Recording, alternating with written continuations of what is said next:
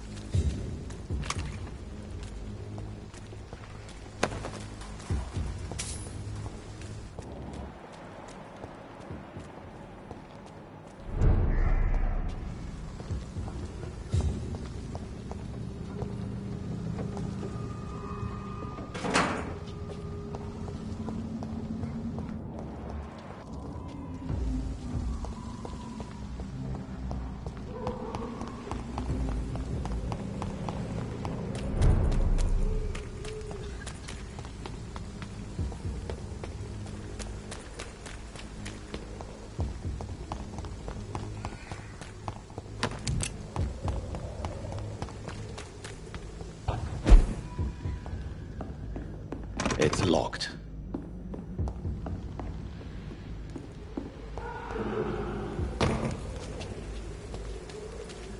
It's locked, all right.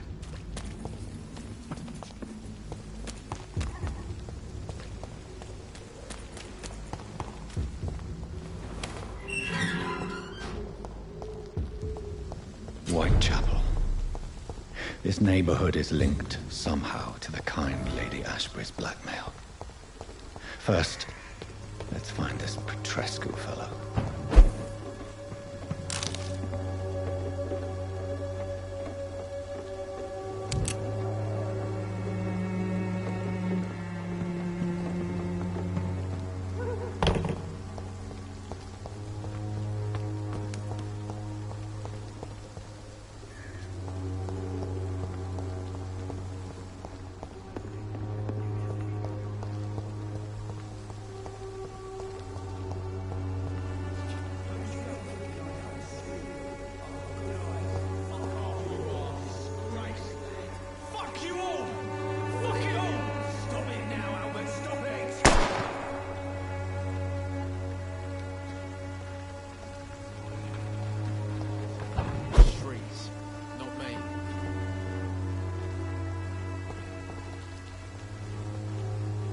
Are you all right? The bastard hit the wall next to me.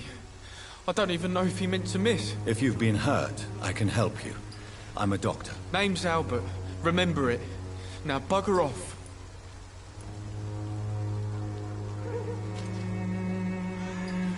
I found the recruiter you were expecting. He's dead, but he carried a note. The Wet Boot Boys have accepted your application. I knew it! I told you I was tough enough. I'll be free soon.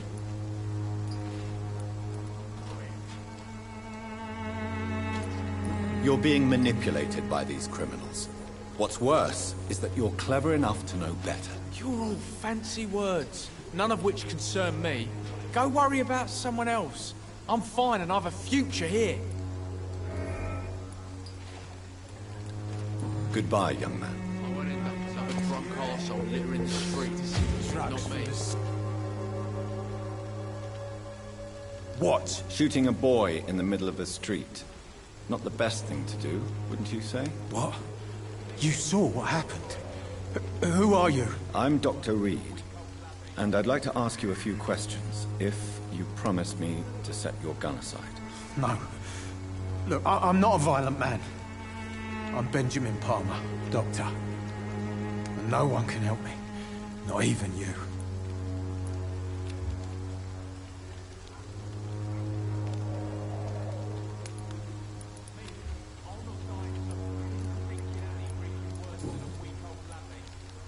Whatever the boy did, I'm sure he didn't deserve a public execution. I swear I didn't want to hit him. It's just that I'm sick in the head, you see, and the boy just frayed me last nerve.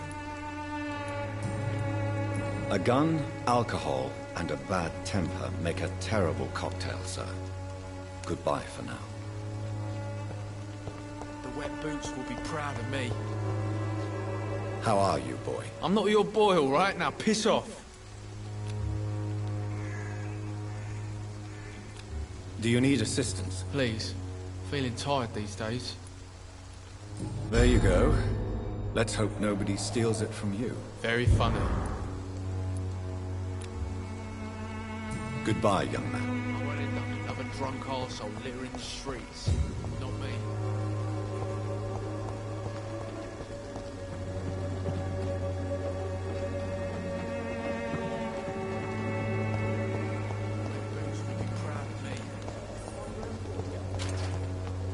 Sort of bloody joke to you, innit? When science fails you, this elixir will give you faith again. Good evening, miss. Good evening, sir. Are you interested in a miraculous cure for this unknown and deadly epidemic? Actually, I am. Then you have come to the right place. The famous Swanborough cordial is all you need to help keep you in perfect health. Oh, really? Why didn't I hear about it during my studies? I'm Jonathan Reed, by the way. Dr. Jonathan Reed. Ah, my brother has spoken of your research, sir. I'm Loretta Swanborough, and it's always a pleasure to meet a fellow healer. I'd like to see what kind of medicine you're selling.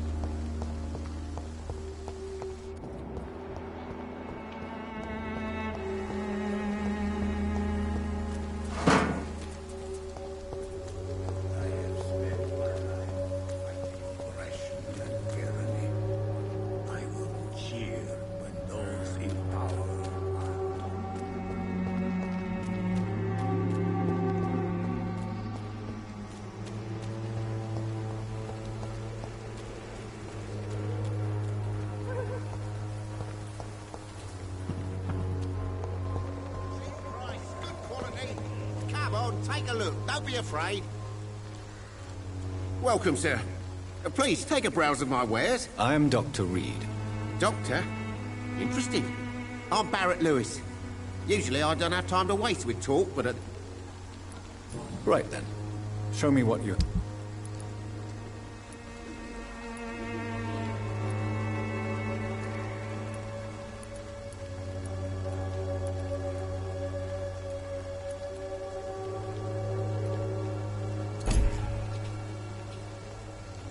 You never lose...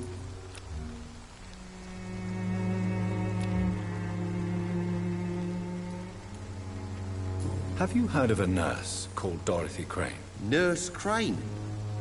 So the bitch really is a nurse, then? Always thought she was just some crafty foreigner, that one.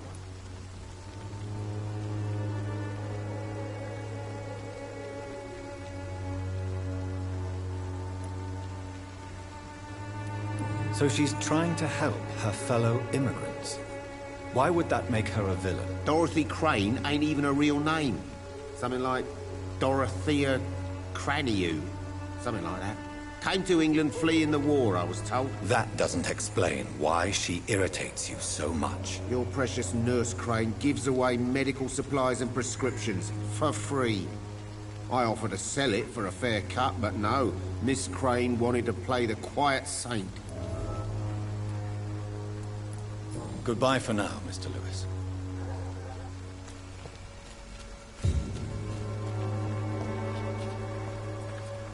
Excuse me, sir. I have... Another I'm not a doctor, you say? It's quite... Really? I'm Joe Peterson to some, but Colossus Joe to most. And I don't remember asking for your service, sir.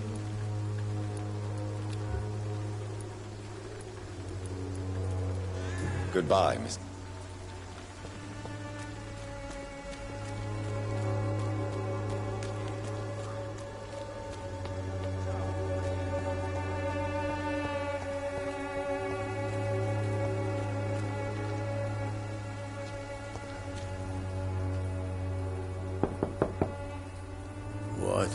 What do you want? Leave me alone. Good evening, sir. I'm Dr. Reed. I'm looking for Nurse Dorothy Crane. There is no Dorothy Crane here. Now goodbye. I'm afraid this medical leaflet says the opposite, sir. Really? Well, I'm afraid I'm going to close this door right now. Go bother someone else, Mr. Doctor. To enter that house, I must discover who this man really is. Maybe I could start by observing what he's up to.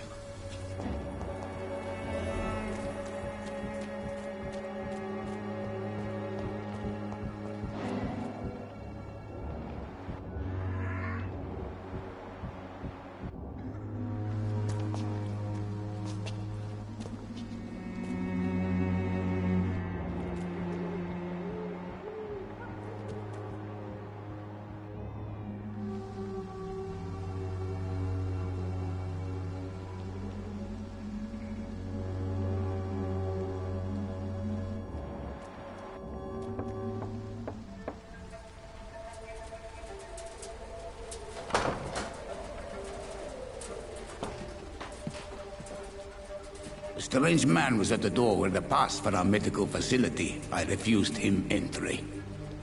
Darius, how could you know he didn't need our help? His clothes were too finely tailored to be for Whitechapel. Perhaps just a friend of that stray poet who is always about. Richard Nithercott? No, not of the same cloth, this man. I suspect some machination from that journalist. Clayton Darby. Is he still asking questions? Yes. I saw him drifting around St. Mary's Church. I swear he is tracking me, just downwind.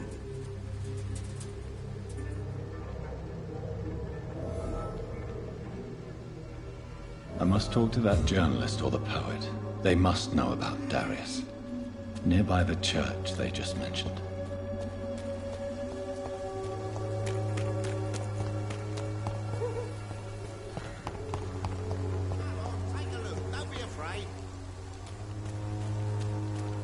Cheap price, good quality. Come on, take a look. Don't be afraid. The walls of your home will not protect you, for there is no protection against... Forgive my interruption. Do not apologize, my son. Father Tobias Whitaker is always happy to teach mortals about the incoming Armageddon. I am Dr. Jonathan Reed, and I just have a few questions. A scientist? You are much more lost than I thought, my son. I have heard enough for tonight. Goodbye.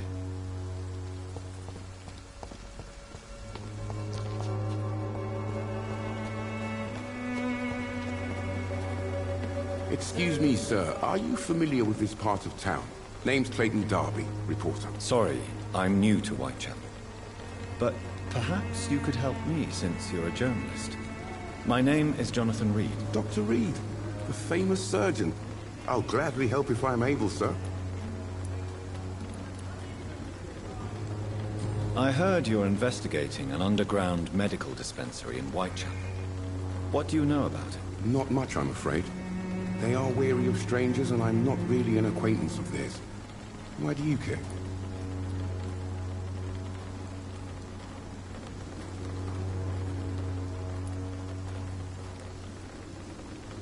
I'm a doctor, Mr. Darby. I care about everything involving public health and this epidemic. Are you sure you're not just concerned about the repercussions that a scandal involving a certain Nurse Crane from the Pembroke Hospital would bring? Without a doubt, you are a damn fine journalist, Mr. Darby. What do you know of her accomplice, a man named Darius? I don't know much about the man. He's very cautious. Never goes out. Doesn't seem to have any friends or family. He never goes out? No. A few days ago, he unexpectedly did. I followed him, but it was just a ruse to keep me away from his house. Really? How do you know? He went to the nearest mailbox, but just before posting his letter, he ripped it up and threw it away.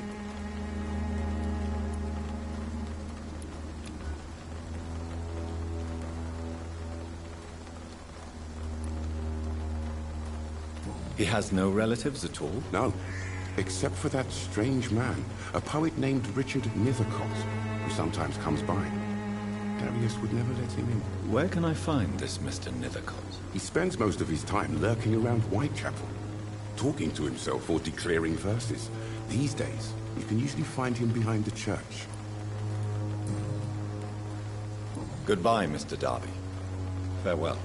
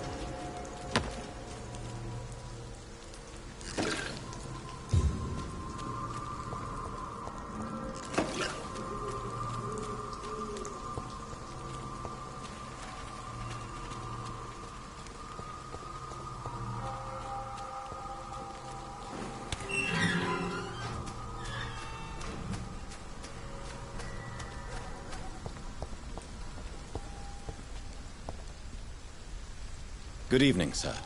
I'm Dr. Reed. I would like to ask you a few questions. Please be my guest. Although I may not be the best informant regarding this part of town, my words speak about that which the eyes cannot see. Really? Are you an artist of some kind? I'm a poet, sir. Richard Nethercott, at your service. May I ask you a few questions about the district? Extraordinary part of town, is it not? I'll be glad to help you, if I can.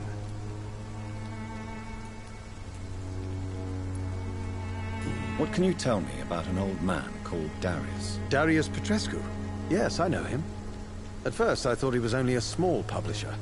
I invited him to publish my work, but his reaction was pretty clear. Not interested in your talent? Darius is an old political activist who takes delight in printing tracts and lampoons. Those communist activities only require mediocre writing skills. I'm looking for Dorothy Crane, a nurse who lives in this vicinity. Dorothy Crane. Oh, I love the name. The Crane of Whitechapel. Sounds very mysterious. But, sorry, no, never heard of her.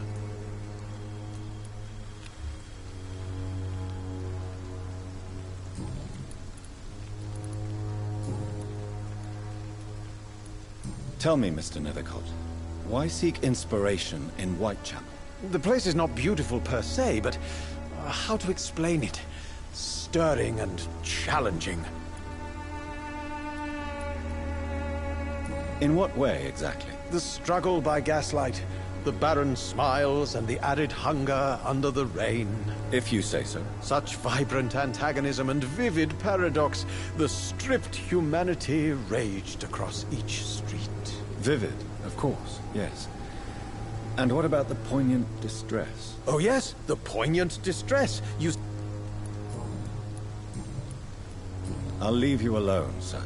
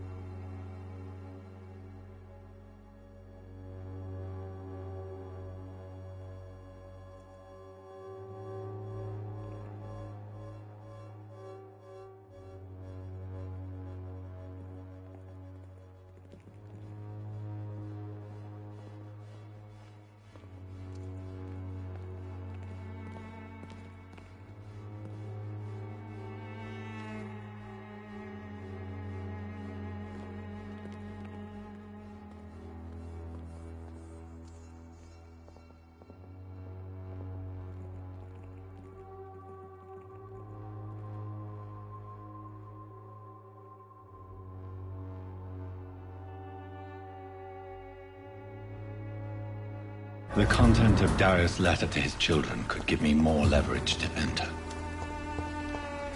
Darius is a bit less of a mystery now. It should not be that difficult to incite him to let me in.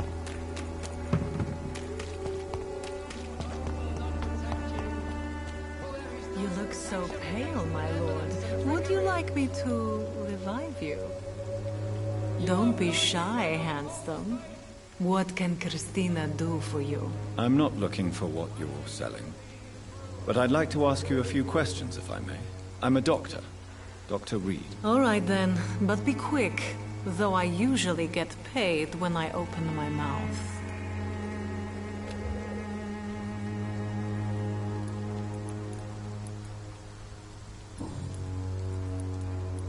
Tell me about yourself. Are you joking with me? People don't usually come to see me for conversation. I have no interest in your work. I am, however, curious as to what led you into this career. Short story. The war, exile, and England. This country is not especially welcoming. I've been refused many jobs because of where I am from. I had few options left.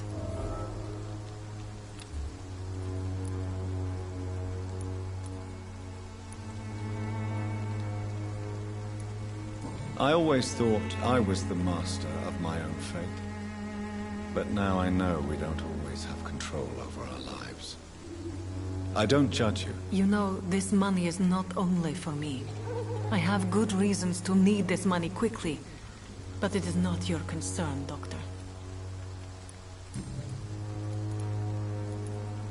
Do you know Nurse Dorothy Crane from the Pembroke Hospital? Anything you can tell me about her would be helpful. I don't know her, but I know her name is Dorothea Crăciunescu. She came from Romania like me and many others. You seem to respect her. Dorothea helps the sick people of Whitechapel. Everyone should respect that. Goodbye, miss. Take care of yourself as best you can.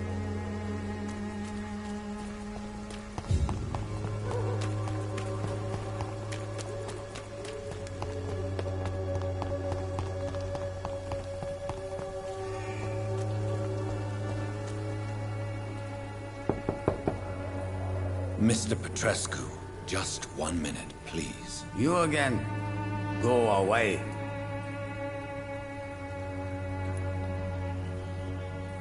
Sir, wait. Stop this nonsense. I know Nurse Crane is here. Speak man to man, you and I. All right. Speak up. Don't you see we're on the same side? We fight to help the poor, sick, and abandoned. Doctor. Yes, you are. You too believe in providing medical care without charge. You know what we have to sacrifice to make the world a better place. I have to admit your words have conviction. All right, I'll let you see Dorothea. Don't make me regret this, though.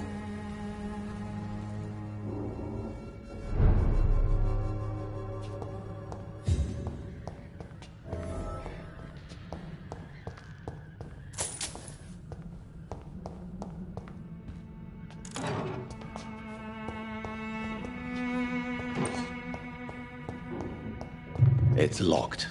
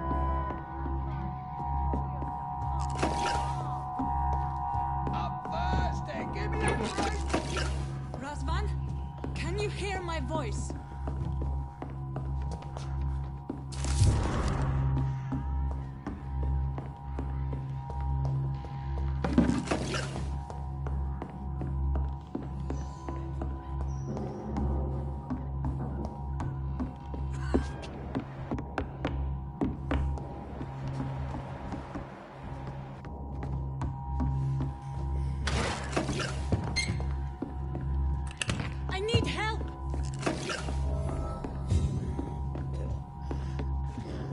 He's going into convulsion.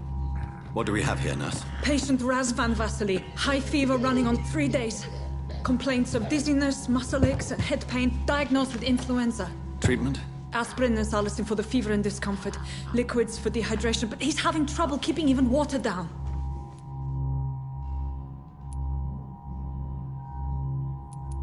Thank you, nurse. Anything else I should know? He did lose consciousness this morning, but he's never had convulsions like these. He's not convulsing, he's choking. He's not getting any air. Scalpel! Hand me that scalpel! What can I do, Doctor?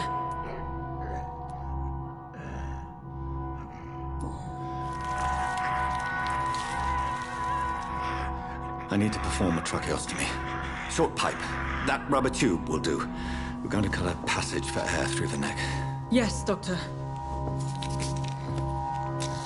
He's breathing again, but he's coughing up blood. Internal hemorrhaging. I need to make another incision into the chest cavity to drain the fluids from the lung. Prepare another tube. A thoracostomy? Doctor, we've nothing to fight the infection. We need an aseptic environment. Don't question me, nurse. I need a drain. Now. Yes, Doctor.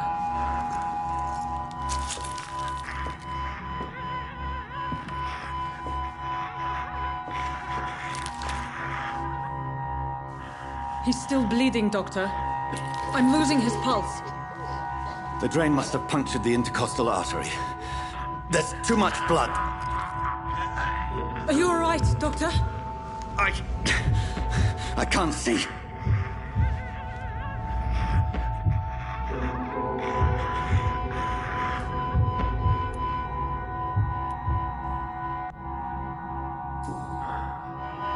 I must first suture the artery. Find the wound. The source of the blood. Needle and thread, Doctor. Good. The stitches are holding. How's he doing? We're losing him. We've lost his pulse. He's dying, Doctor.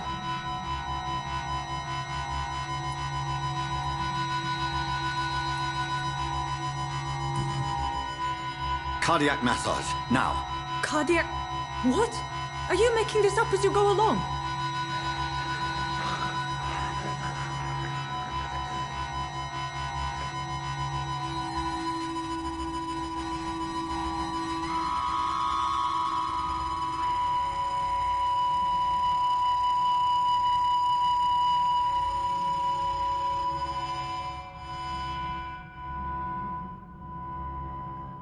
We've lost the pulse.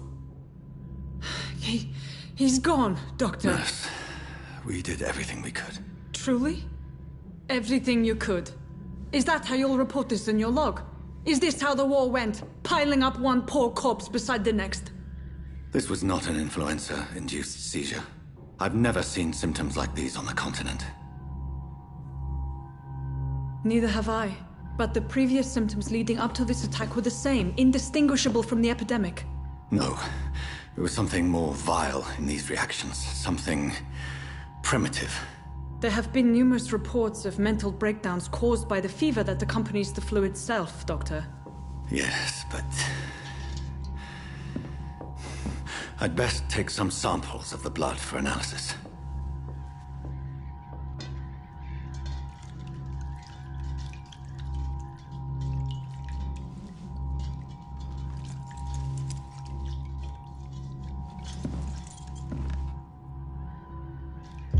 I doubt you're here to test my bedside manners.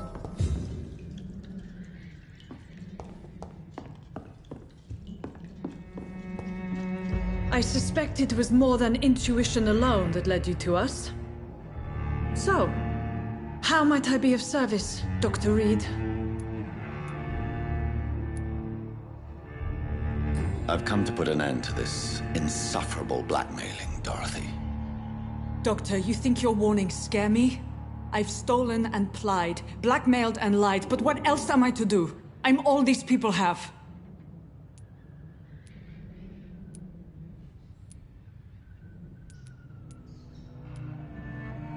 Dr. Swansea is a sensible and honest man. he wouldn't have refused your friend's care at Pembroke. It's easy for you to say, Doctor. These people cannot go to the police, nor to the hospital. They don't even speak English. They depend on me for everything. But why Lady Ashbury? Why her, of all people? She's pristine and proper, all right. But that she-wolf in sheep's clothing murders the poor for sport. I have her where she belongs, and I'll milk her for all she's got. So, the end justifies the means. Is that your defense? I know you're kind, Doctor. Just another fine-heeled, silver-spooned gentleman who was given the world on a platter. You know nothing of poverty. Nothing of the shame, the hunger, the loneliness. You've convinced me of the sincerity of your actions and their noble justifications. But all the same, blackmail is a crime, and it will stop, Nurse Crane. So, are you going to turn me over to the authorities?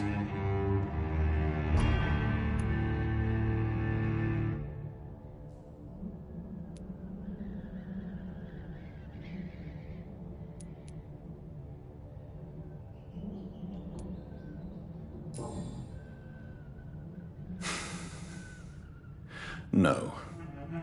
Your place is here. Jailing you would be an even greater crime. So, here is my proposition. I'll look the other way on your little enterprise. In exchange, you will resign from the Pembroke Hospital and provide me with medical supplies when the need arises. Dr. Reed! That sounds like a business proposition. My accomplice, then? No, just a privileged client. My research may require the occasional rare piece of equipment or ingredient.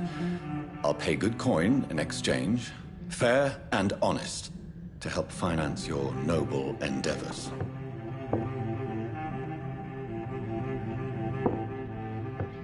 We have ourselves a deal, Doctor. Good customers are always welcome. Yes, Nurse Crane. We have a deal.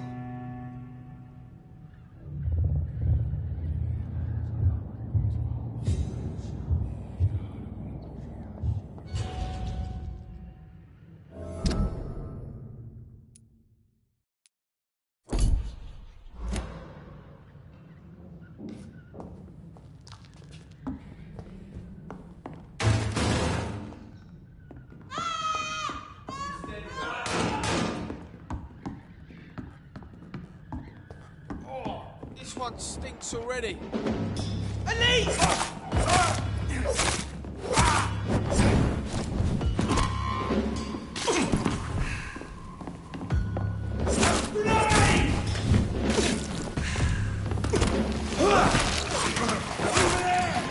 There's one of them vermin! Take a breath!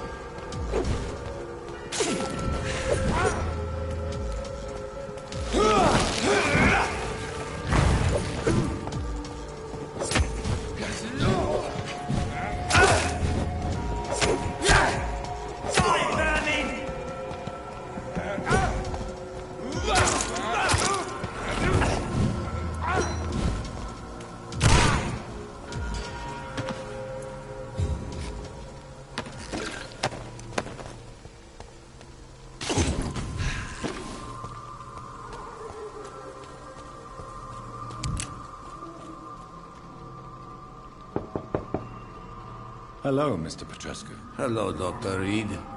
Come on in.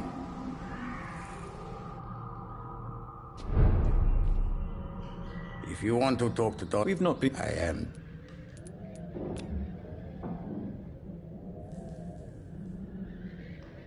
Do you need some help, Mr. Petrescu? Well, I think you do. Take this, and you'll feel better. Free drugs from an English doctor? It must be my lucky day.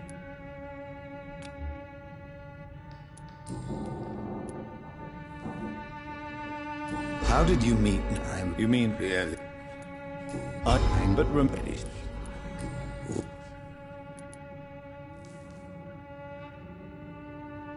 Don't be embarrassed, sir. If you must know, my own father disappeared many years ago, and I forgave him. It's quite awkward to talk about our families like this, but... Thank you, Dr. Reed. This war... No. Goodbye, Mr. Petrescu.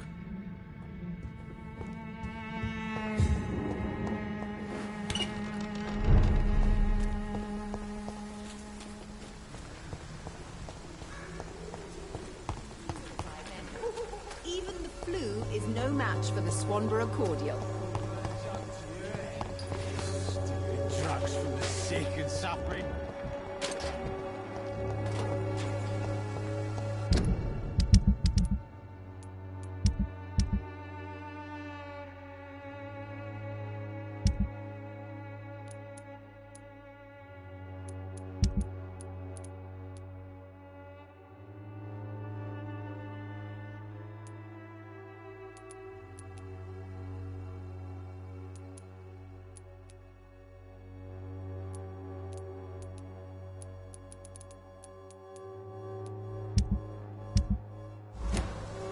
Me, I'll not die in some piss stinking alley.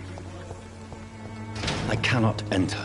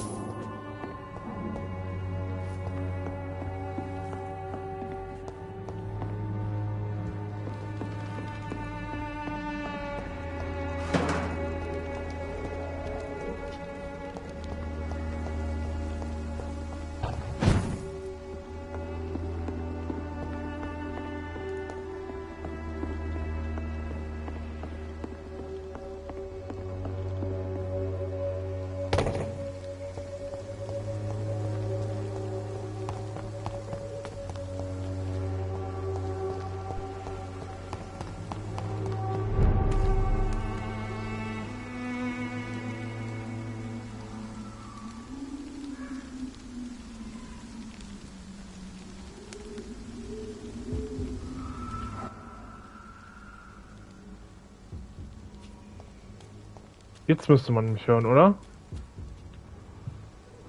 Och Mann, ey, da habe ich das wieder verkackt. Ich habe halt wieder gedacht, man hört mich die ganze Zeit.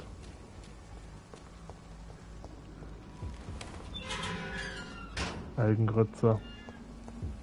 Human blood. Whoever left these marks did so deliberately.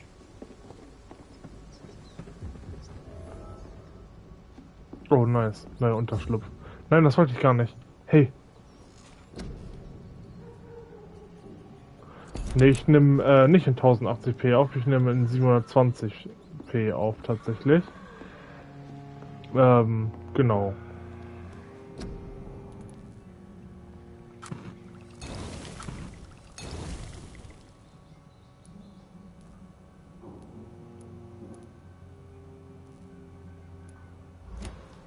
Genau, also ich nehme in 720p auf, weil 1080p, ich glaube, das wird nichts tatsächlich bei mir.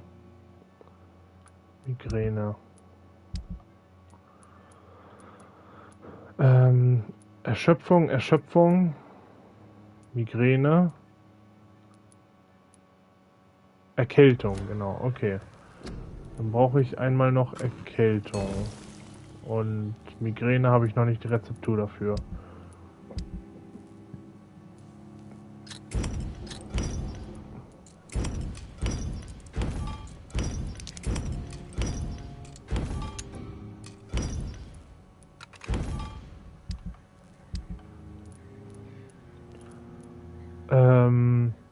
Lungenentzündung. Blutarmut. Ja, lasse ich erstmal den Rest. So, einmal noch Munition auffüllen. Das würde ich gerne noch machen, genau.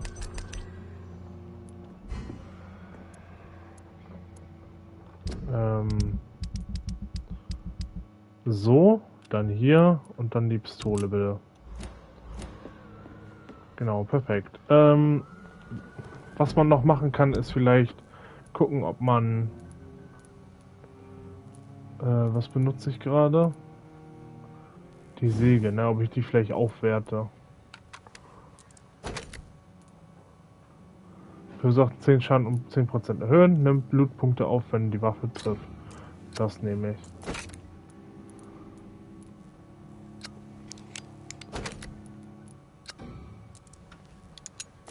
Blutpunkte. Alles klar. So.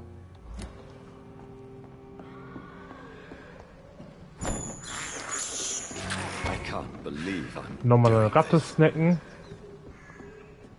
Ja, was schreit hier denn so? Ach so. Ja. Da. Hallo? Ratti? Ich würde dich gern haben, danke. I have this thirst for blood.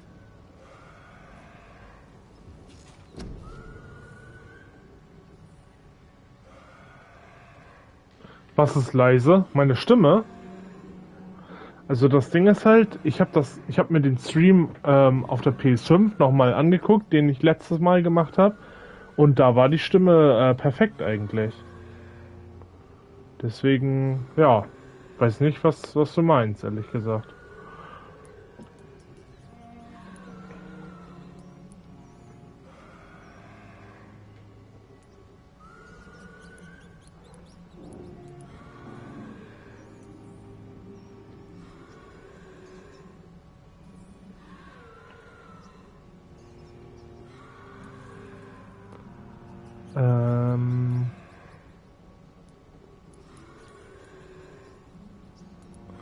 Ausdauer brauche ich. Ausdauer. Zustand des Körpers erhöht deine Ausdauer. Das brauche ich. Oder warte mal. Diese Schattennebel-Sache, das war auch nice. Da wollte ich aber eine bestimmte Sache haben. Mehr Schaden und ich würde gern das haben. Konzentriert sich alle Bereiche in dem Feind.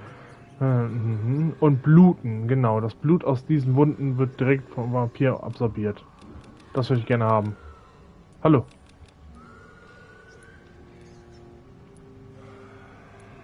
Hey, ich habe die ersten beiden Stufen. Warum kann ich die jetzt nicht holen? Ach so. Ah ne, welche Stufe braucht man noch? 12. Okay, ich bin 9. Okay, da muss ich mir eh was anderes holen erstmal.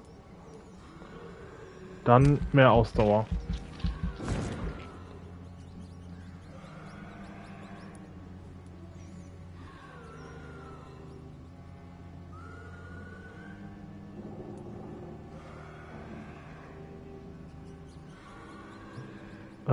Und weiß ich nicht. 12. Okay, warte. Nochmal mehr Ausdauer. Dann gönne ich mir... Oh, weiß ich nicht, ultimativ. Du verlierst die Kontrolle und entfesselst für kurze Zeit das Biest in dir. Das Biest springt rasend schnell zu den Gegnern in der Nähe und greift sie an. Okay, du erzeugst einen Schattenwirbel an den Füßen seines Ziels, des Lebendigen. Werden Schatten unterbrechen die Aktion des Feindes im Bereich. Okay. Blutkessel, du kontrollierst deine Kraft, um das Blut deines Ziels zum Kochen zu bringen, bis es explodiert und dem Ziel und anderen Zielen in der Nähe Schaden zufügen. Okay, okay.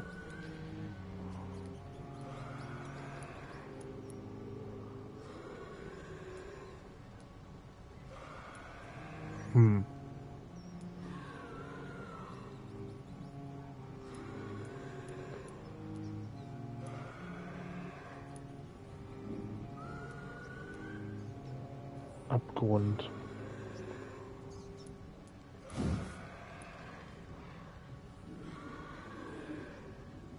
Okay, das sieht schon cool aus, das Bild. Das sieht nicht so cool aus.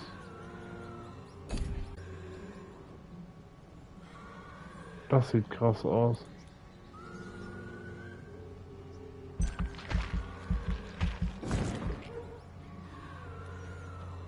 Das ist krass, das nehme ich. So, und den Rest speichere ich dann. Also den Rest lasse ich dann erstmal wieder.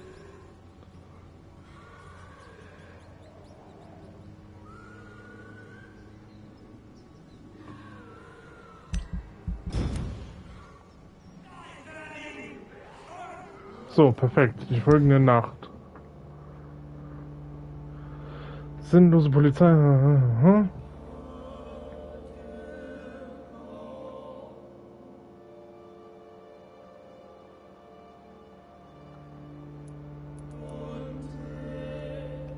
Warte, was? Seit kurzem verdichten sich die Polizei hatte gedacht, dass das Staatsmann sein könnte, aber selbstverständlich bleiben diese Vermutungen. Es war kein Sand um die Illegalen. Okay. Ja, das ist doch gut. Dann war das wohl eine richtig wichtige Entscheidung auch.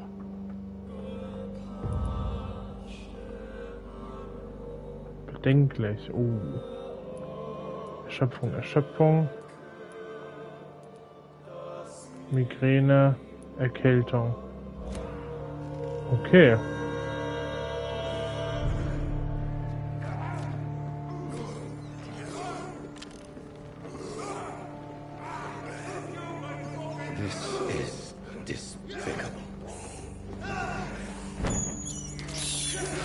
Endlich nimmt er die Ratte mal erst.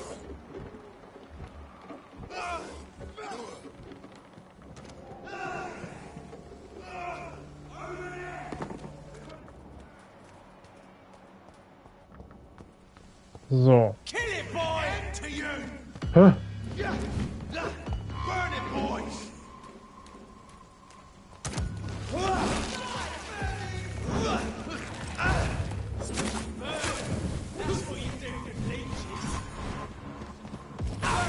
Aua, aua, aua.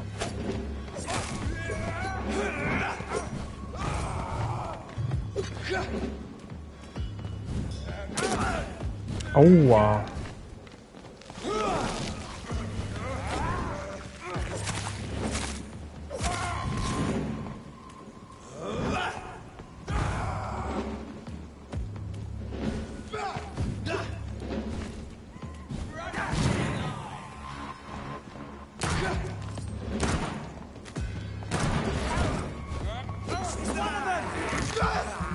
So. Erstmal ordentlich Blut trinken von dem Jungen. Und dann einmal heilen, bitte.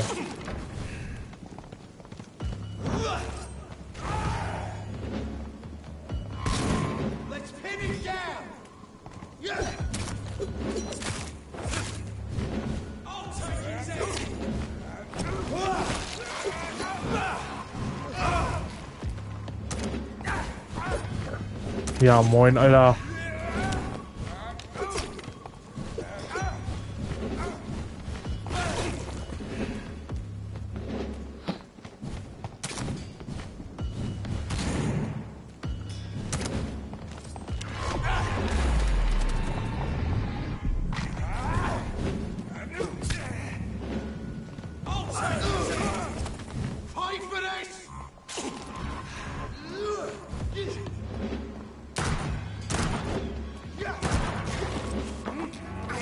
Ich muss auch nochmal Blut saugen von dem Jungen.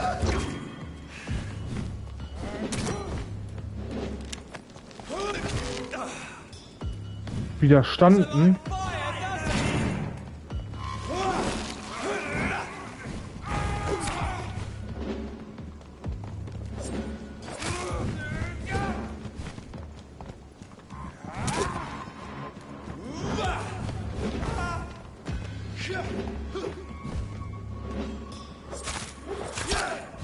Ja, komm, ey.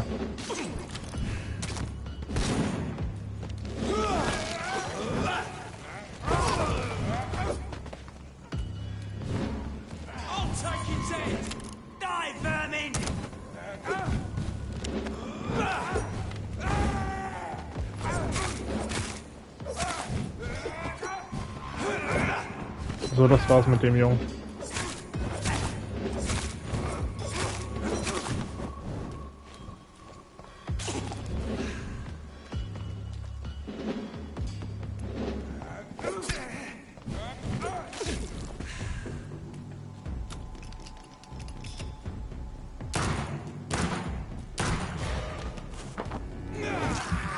So, einmal kurz saugen.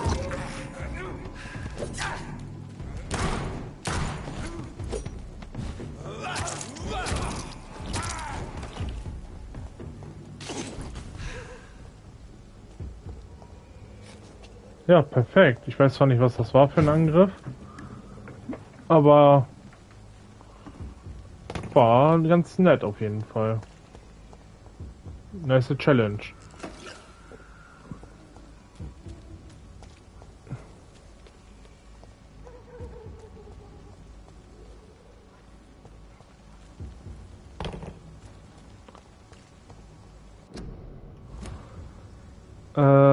Okay.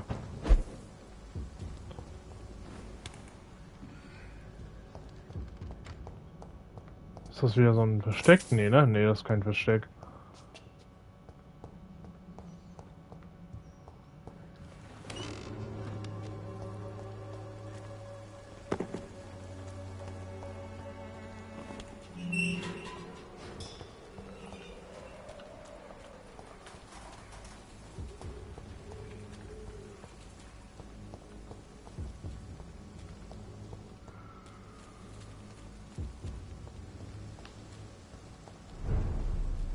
Ah, Pembroke Hospital. Nice. Dann bin ich schon wieder hier. Easy. Ach, ich wollte doch den Leuten aber die Medizin geben. Och, ich bin so ein Honk, ey.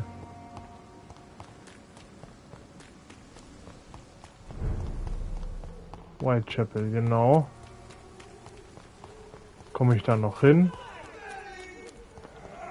Ja.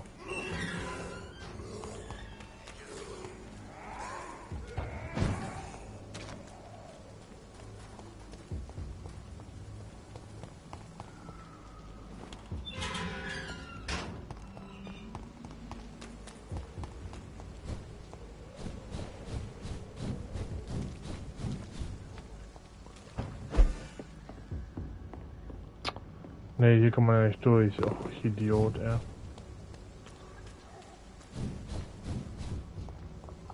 Na, jetzt sind wir in Whitechapel. So, und hier können wir ein paar Leute heilen eigentlich. Eigentlich. Wenn es nicht schon zu spät ist.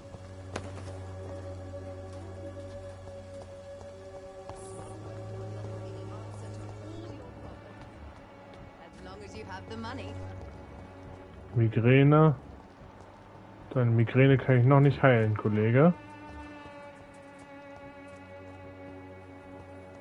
Guck mal, der ist inzwischen gesund, das ist doch schön.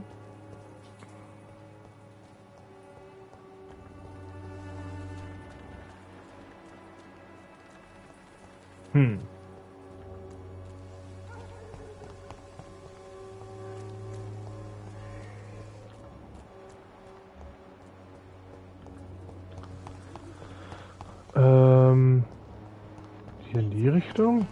Wo waren die ganzen Leute? Wo war denn die Stadt überhaupt so? Also...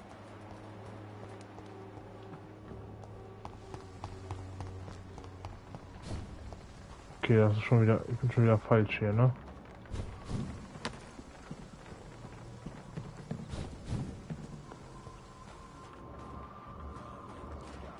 Migräne. Von da kam ich ja und dann sind wir hier lang gegangen.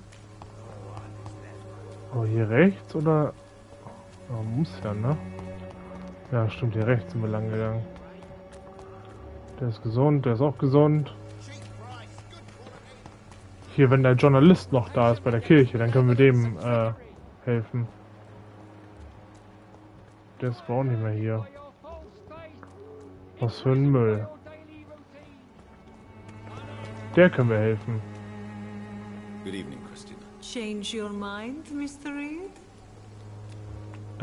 Nee, aber ich würde dich gern heilen. It depends on the price of your medicine. Bitteschön. I'm shocked that you would think I am that sort of man. Forgive my suspicion. I'm so used to liars with good manners. Thank you, sir. Bitteschön, dafür nicht. Goodbye, miss. Take care of yourself as best you can. Viel Spaß noch. How am I supposed to interview?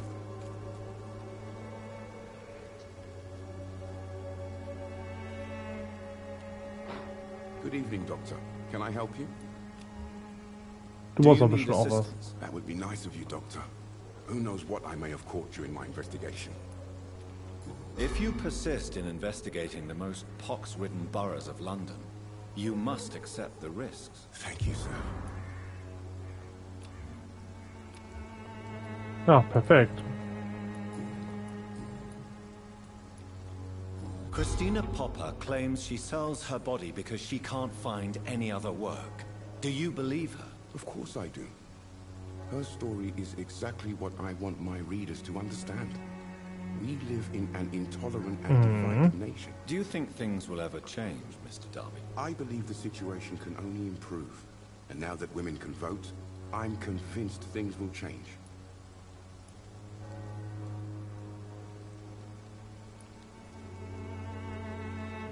Tun Sie nach Sonnenuntergang hier. Keine Angst, nachts vor die Tür zu gehen. Was tun Sie nach Sonnenuntergang hier? What is a journalist doing in this borough after sunset? He goes where none of his colleagues would dare to go, to inform the country. Richtiger Mann, ey.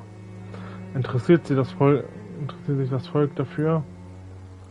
That's quite honorable of you. But is the public interested? Not at all, sir.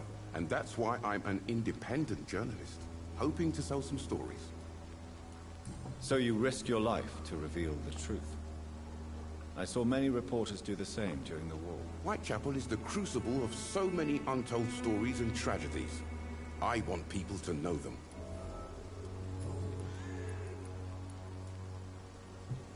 Have you any idea of the danger you face in these streets at night? I've had to run and hide more than once from frenzied mobs incensed by the fever.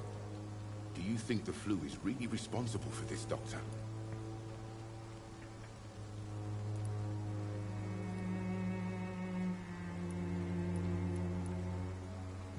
Ich habe die Frage nicht verstanden.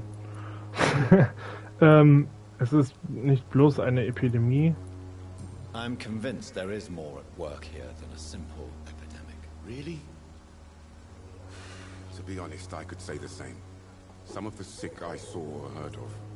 My God, what happened to them? Okay. Goodbye, Naja, das Mr. war's. Darby. Mehr wollte ich nicht. Jetzt muss ich noch diesen einen finden. Tatsächlich. Weil der eine war doch wegen Erschöpfung und so.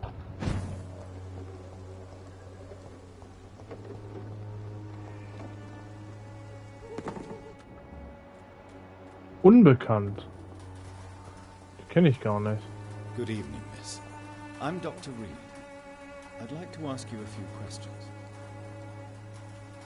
I know what you're thinking. A tall stranger who meets a girl in the street at night. It reeks of the penny dreadfuls. But I mean you no harm, truly. Die versteht dich nicht mal. Die versteht uns nicht mal. Nein, die versteht uns nicht mal. I know you understand what I'm saying. Your silence has nothing to do with you being mute, does it?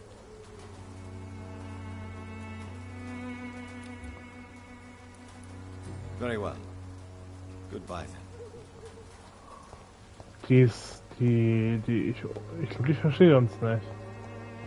Also entweder versteht sie uns nicht oder sie ist wirklich taubstumm. Hallo. Hello again, miss. Nein, hallo. Oh, das wollte ich gar nicht. Very well.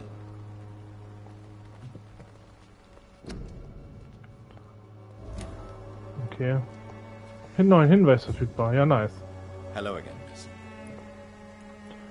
Schenkt mir ein Lächeln. Guck mal, ich weiß, dass du... Hello, Camellia. How are you, partner? Come on, girl. Smile.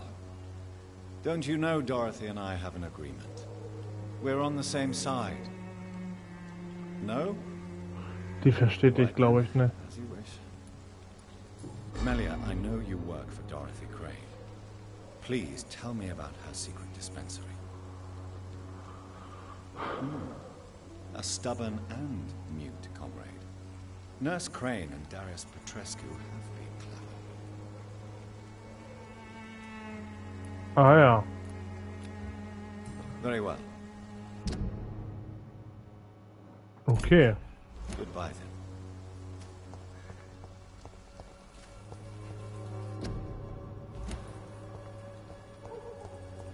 Naja. Wen haben wir denn noch? Nicht mehr viel, aber Müll haben wir. Okay, und da ist so ein Harald. So ein Gegner Harald.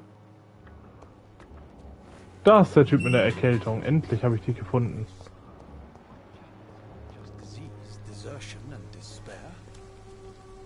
Good evening, Mr. Nithercott. And good evening to you too, my good sir.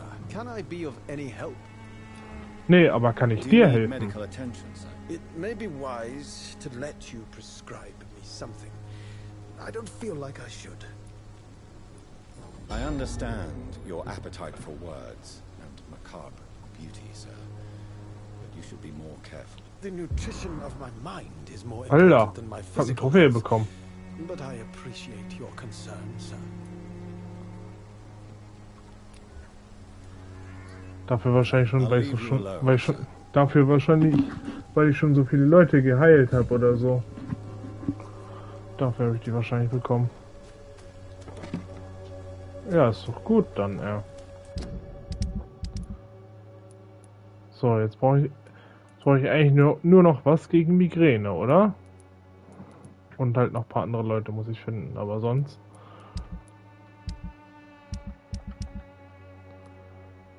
Oh lol. Die sind ja auch alle krank geworden jetzt wieder. Gesund. Erschöpfung. Erschöpfung. Erschöpfung. Erschöpfung. Erschöpfung. Kopfschmerzen, das ist halt immer noch blöd. Erschöpfung. Erschöpfung, also richtig viel gegen Erschöpfung müssen wir machen jetzt. Das natürlich. Uff. Das natürlich, uff, aber wirklich.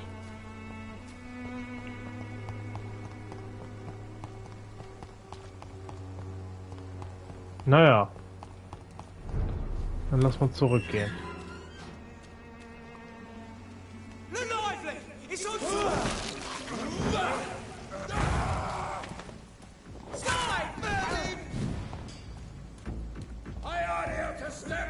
Wer ist Erden? Jo, wahrscheinlich. Du musst weg, Junge.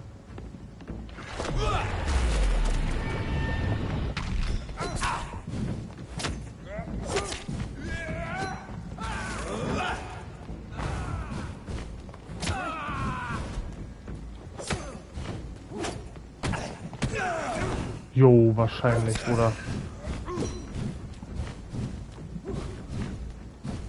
Junge, ich will weg von euch.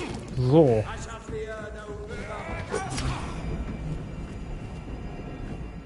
Aua.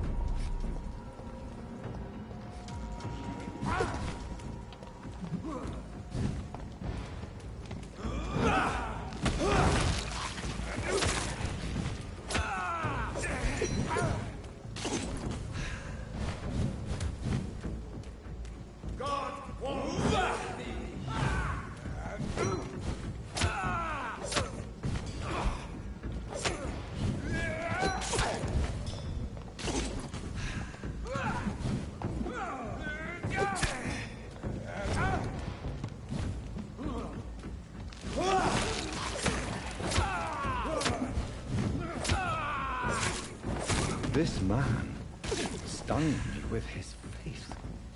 His crucifix. This is not good news. Ja, das ist echt nicht gut.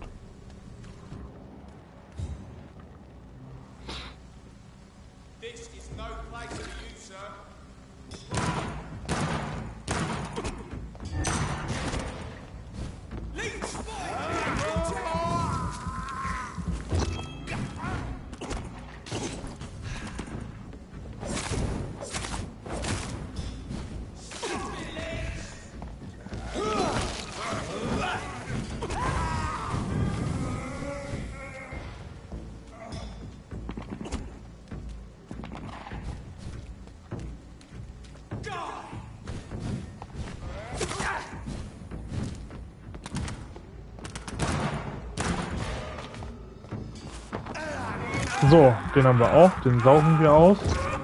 Den Jungen.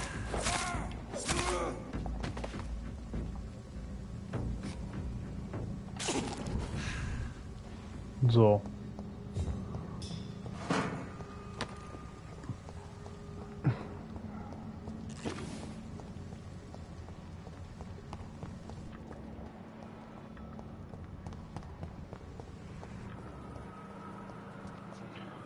Nee, ich würde gern zurück irgendwie.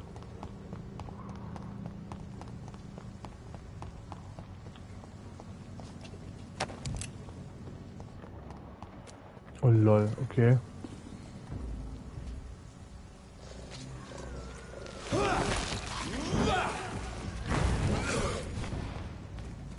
Alter, was habt ihr denn hier alles?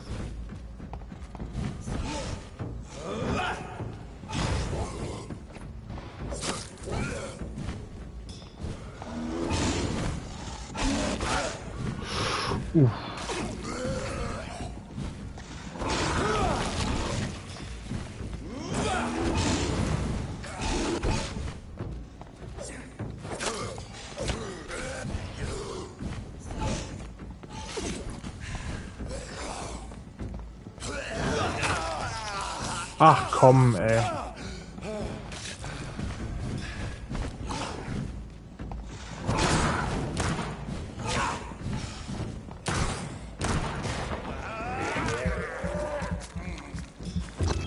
Den musst du ja mal lutschen, den Jungen. Ach komm, ey.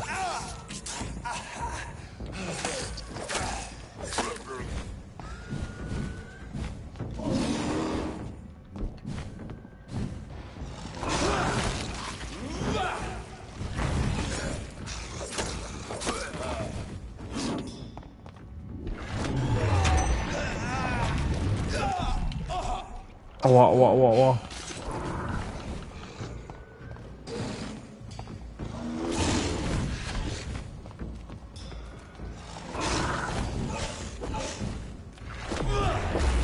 So. So sieht's nämlich aus.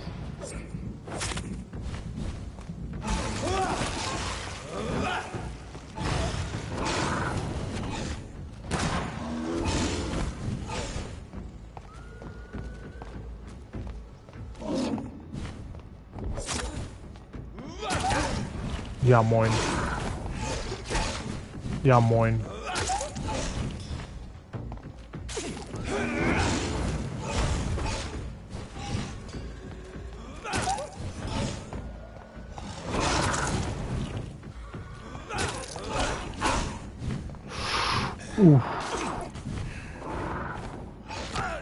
Aua.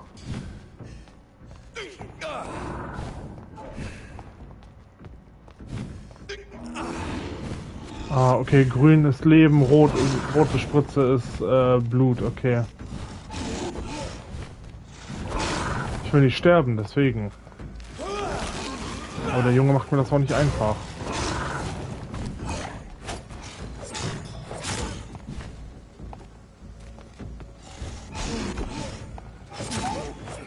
So.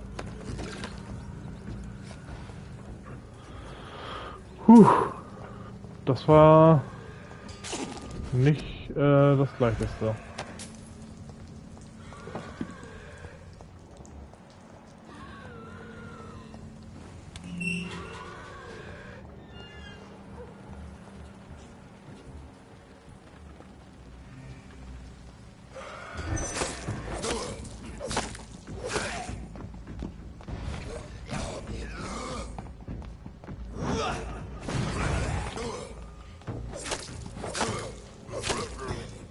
So, jetzt haben wir den Jungen.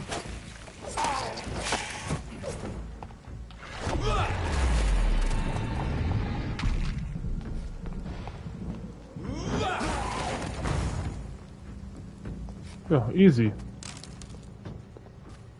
Der ist zerplatzt, der Junge.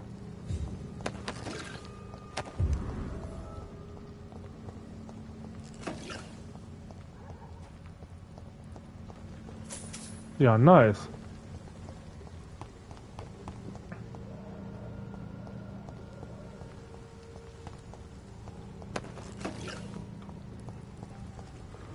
So, perfekt. Dann noch einmal kurz heilen. Und wieder rausgehen hier. Okay, nochmal kurz heilen. Und hier nochmal die Rache snacken. This is despicable. Das ist Sparta.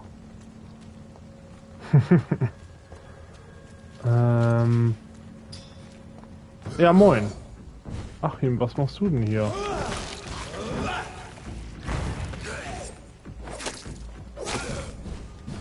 Hey, das ist nicht meine englische Art, Bruder. Zack.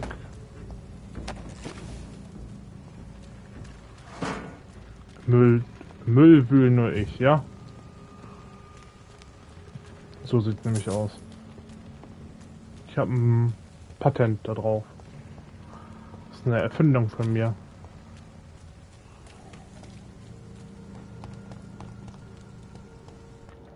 Weil, Dr. Reed, der, wühlt systematisch. Und darauf hat er ein Patent, der Junge.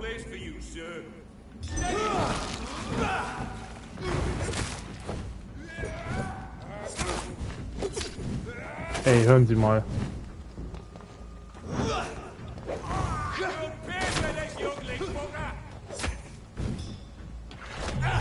So. Dann mach mal, Bruder. Und platzen. Zack. Boah, das finde ich nice, wenn die platzen, ey. Das liebe ich. Das sind schon, also das sind schon geile Fähigkeiten, die sie hier im Spiel eingebaut haben. Finde ich echt nice. Echt gute Sachen. Also das Spiel ist echt mega, muss ich sagen. Es gefällt mir echt gut. Mega geiles Vampir-Spiel.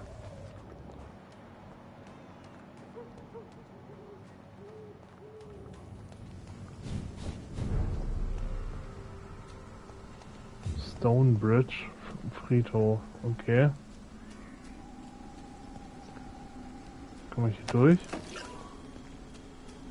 Eine kuriose Formel. Alter, okay.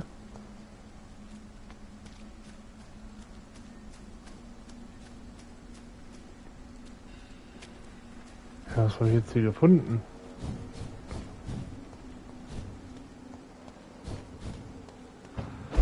Wahrscheinlich hätte ich das noch gar nicht finden dürfen oder so, ne?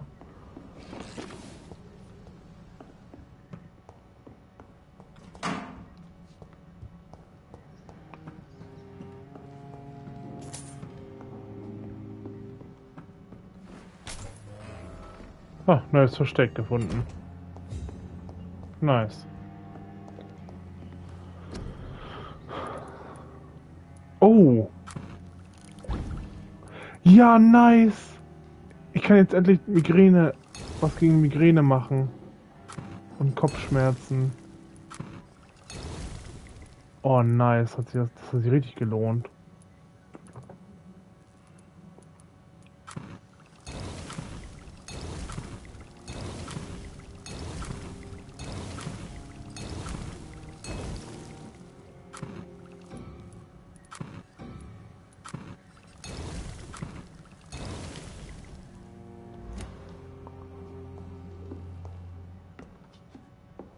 Boah, diese kuriose Formel zu finden, hat sich ja richtig gelohnt. Das wäre ja richtig ein Glückstreffer wieder, ja.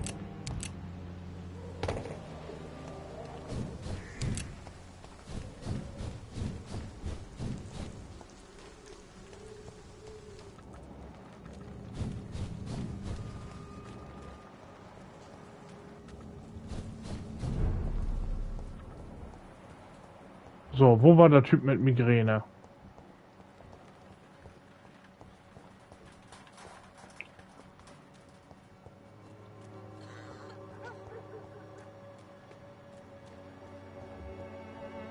Erholt sich, gesund.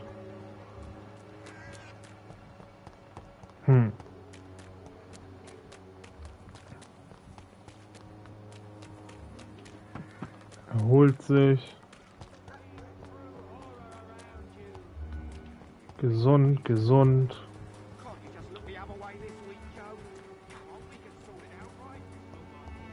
Der ist auch gesund.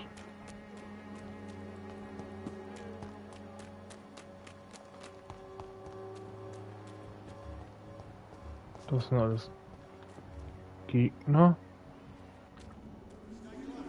Hat er jetzt einen Flammenwerfer oder was? Oh mein Gott.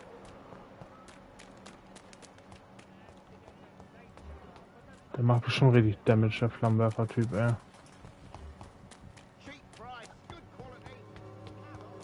So. Aber einen Ausdauer zu skillen hat sich richtig gelohnt.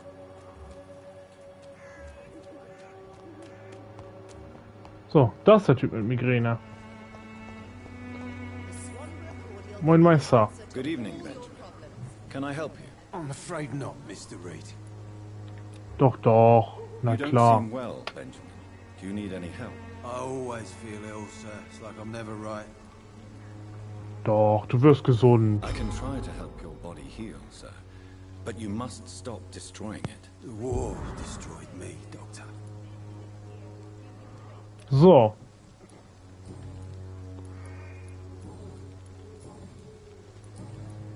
A gun, alcohol, and a bad temper make a terrible cocktail, sir. Goodbye for now. Ja, nice. Da haben wir den geheilt. Guck mal, wir haben jetzt eigentlich alle geheilt, die wir hier sehen können. Obwohl, die haben wir noch nicht gesehen. Tatsächlich, die Leute. Wer weiß, wie die halt drauf sind. Ich weiß nicht mal, wo die sind, Alter. Wo leben die überhaupt? Gesund. Das war's auch, ne? Also, ich weiß auch nicht, wo die anderen jetzt sein sollen, tatsächlich. Der. Oder kann ich hier noch lang? Das ist auch zu, ja.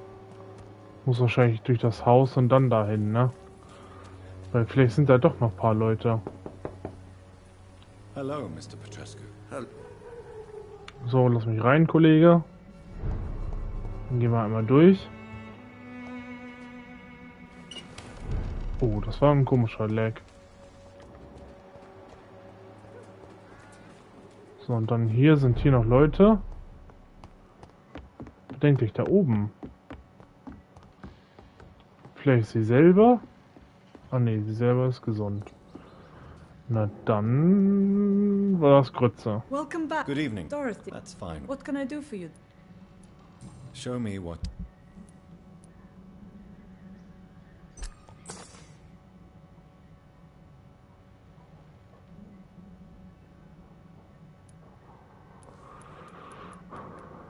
So, das war's.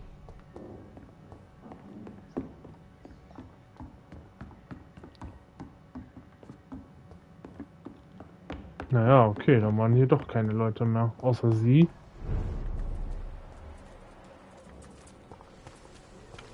Dann weiß ich aber echt nicht, wo die ganzen Leute sein sollen.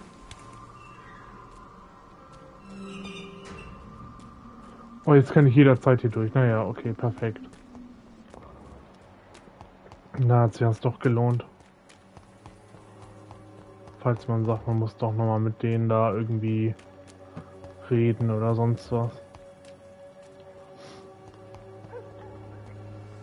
Hier war ich noch gar nicht. Vielleicht gibt es hier noch Leute. Oder Gegner. Eher Gegner.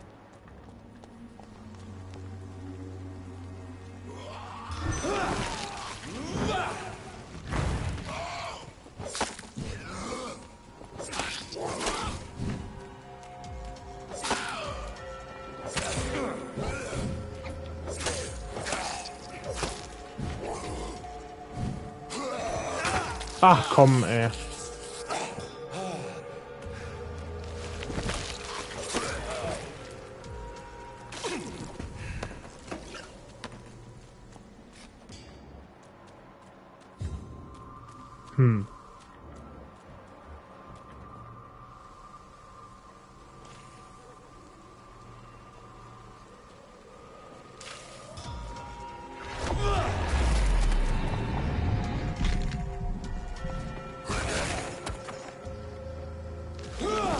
Boah, das ist ganz schön viel bei denen abgezogen, muss ich sagen.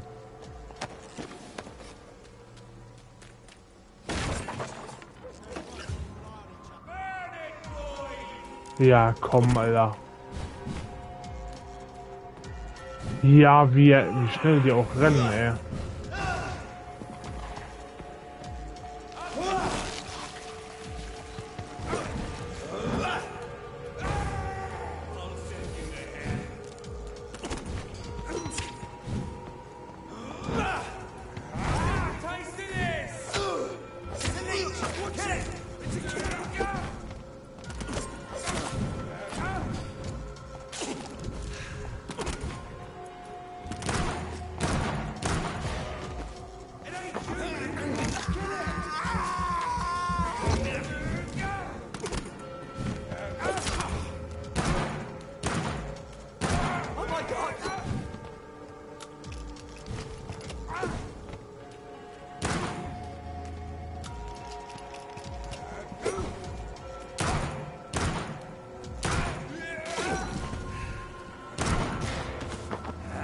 So, den trinken wir auch nochmal. Und dann sind wir gut versorgt eigentlich.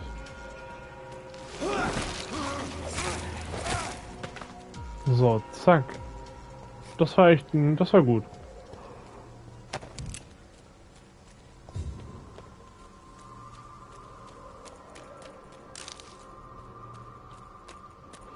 Das war gut.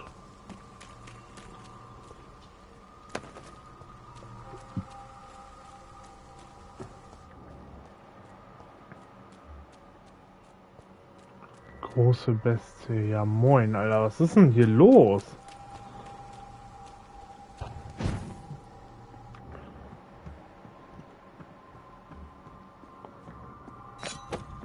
Oh, abgenutztes Beil. Nahkampfwaffe.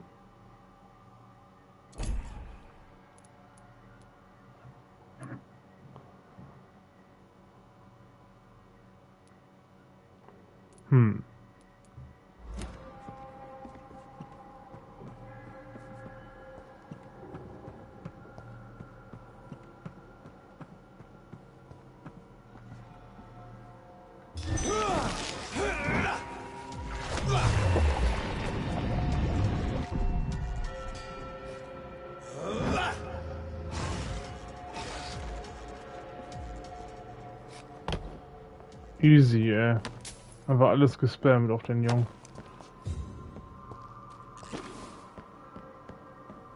Er ist ja instant gestorben, aber ich habe einfach alle Fähigkeiten auf den gespammt, die ich habe, ey.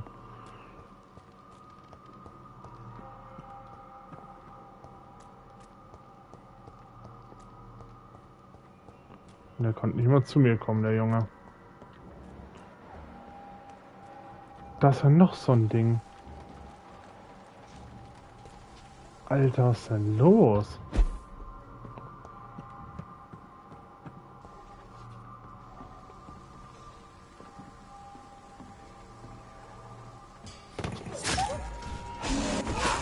Aua. Boah, ich mich darauf eingelassen.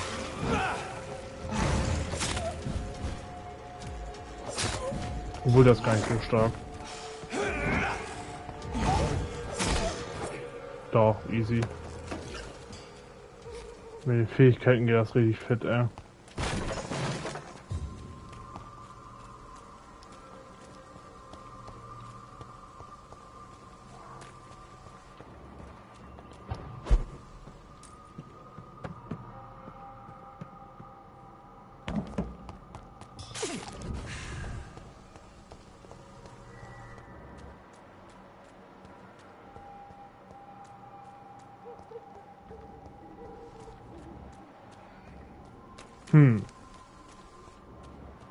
Aber hier muss es...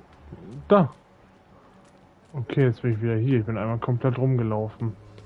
Krass. Aber wo sind die anderen Leute? Das kann doch nicht sein. Naja. Komm, ich versuche mal zurückzulaufen zu dem Pembroke-Ding. Ich hoffe, ich krieg den Weg irgendwie hin. Tatsächlich. Was ist hier dann passiert?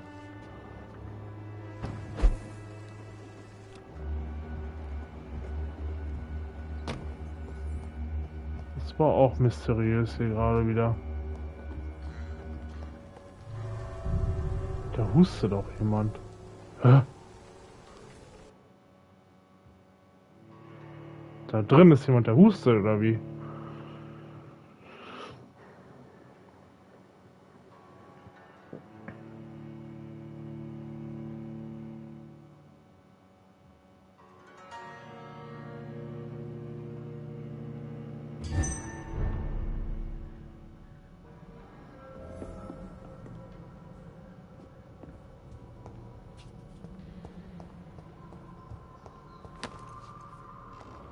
Aha. Oh lol, wie viel Blut hier ist.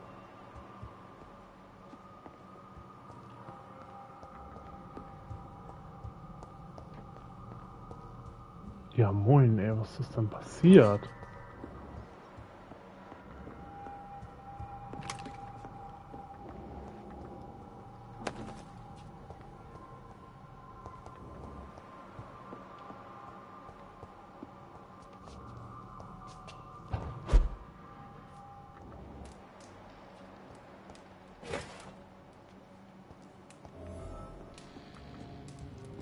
Das ist ein Unterschlupf, okay.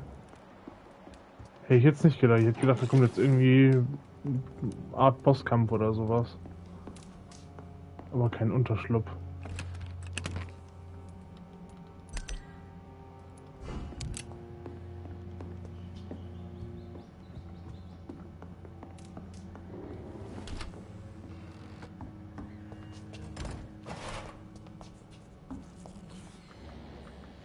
Ja, genau. Direkt vor meiner Tür oder was?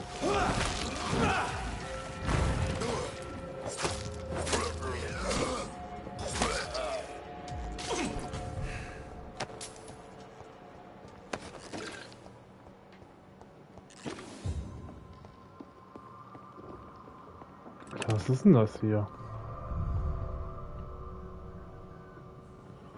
Komisch, ja.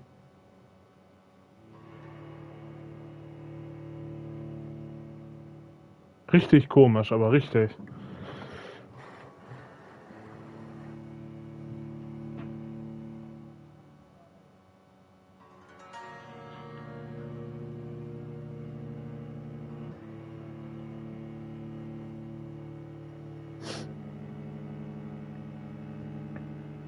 Boah, jetzt liegt das ganz schön lang auf einmal. Achso, geht doch nicht.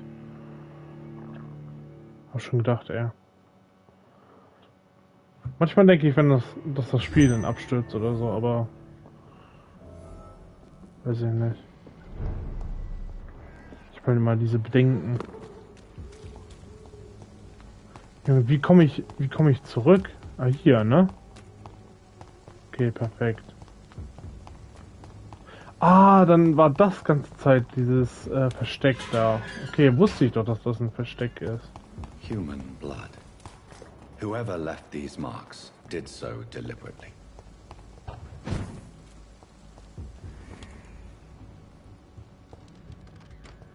Hier ist auch noch ein Versteck, ne? Oder? Was ist das hier? Nee, doch nicht. Er war ein Haus. Okay. Okay.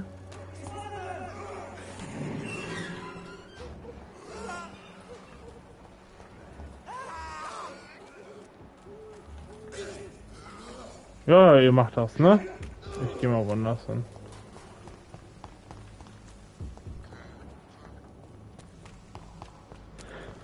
Ihr macht das schon.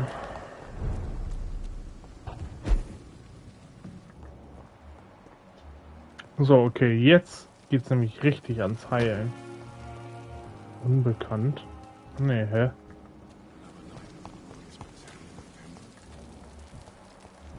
So, erstmal ihn hier. Good evening, Milton. Good evening. Do you need any Gönn dir, medical Bruder. help, Milton? I'm afraid I do. Like everyone in this hospital. It's a sad state of affairs when even the hospital workers are worried about disease. Our Bitte job schön. brings us into contact. That's easy. Goodbye.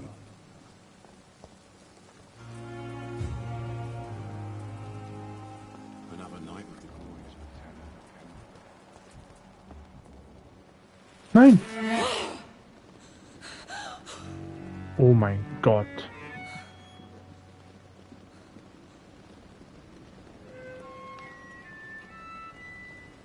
I would ask you to avert your eyes, sir. Or did you not know it was rude to stare? I knew it. Speak up, Dr. Reed. I like a man who speaks his mind. Hat ihnen vertraut. Letztendlich sind sie eine Mörderin. What prevails in the end, I wonder?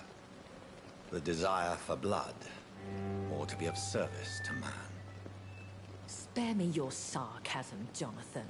You are but newly born in this world.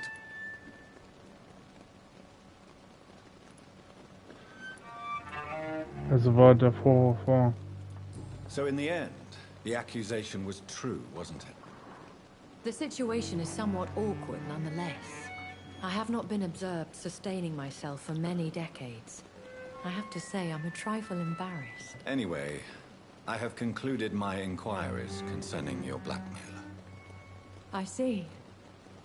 Please excuse my agitated state. Under normal circumstances, I wouldn't let anyone see me in this condition. I must confess I have not put an end to the blackmail, my lady. Unfortunately, I could not bring myself to do it. Disappointed in you, Jonathan. I didn't expect this from you. Lady Ashbury, you yourself admitted how ridiculous the sum of money was. For charitable ends. Well, you are full of surprises, aren't you, Jonathan? All right, say I trust you. But you will still pay the ransom. That is only fair. After all, it was you who failed to bring this problem to a satisfactory conclusion. I believe I could agree to that.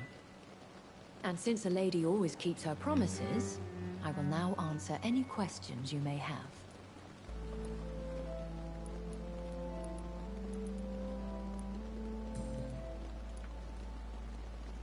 I've been hearing a voice talking in my head.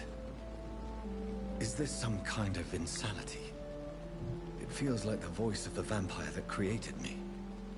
Hush. Tell no one this. It would be unwise to talk of such things amongst British immortals. Speak no more of your maker.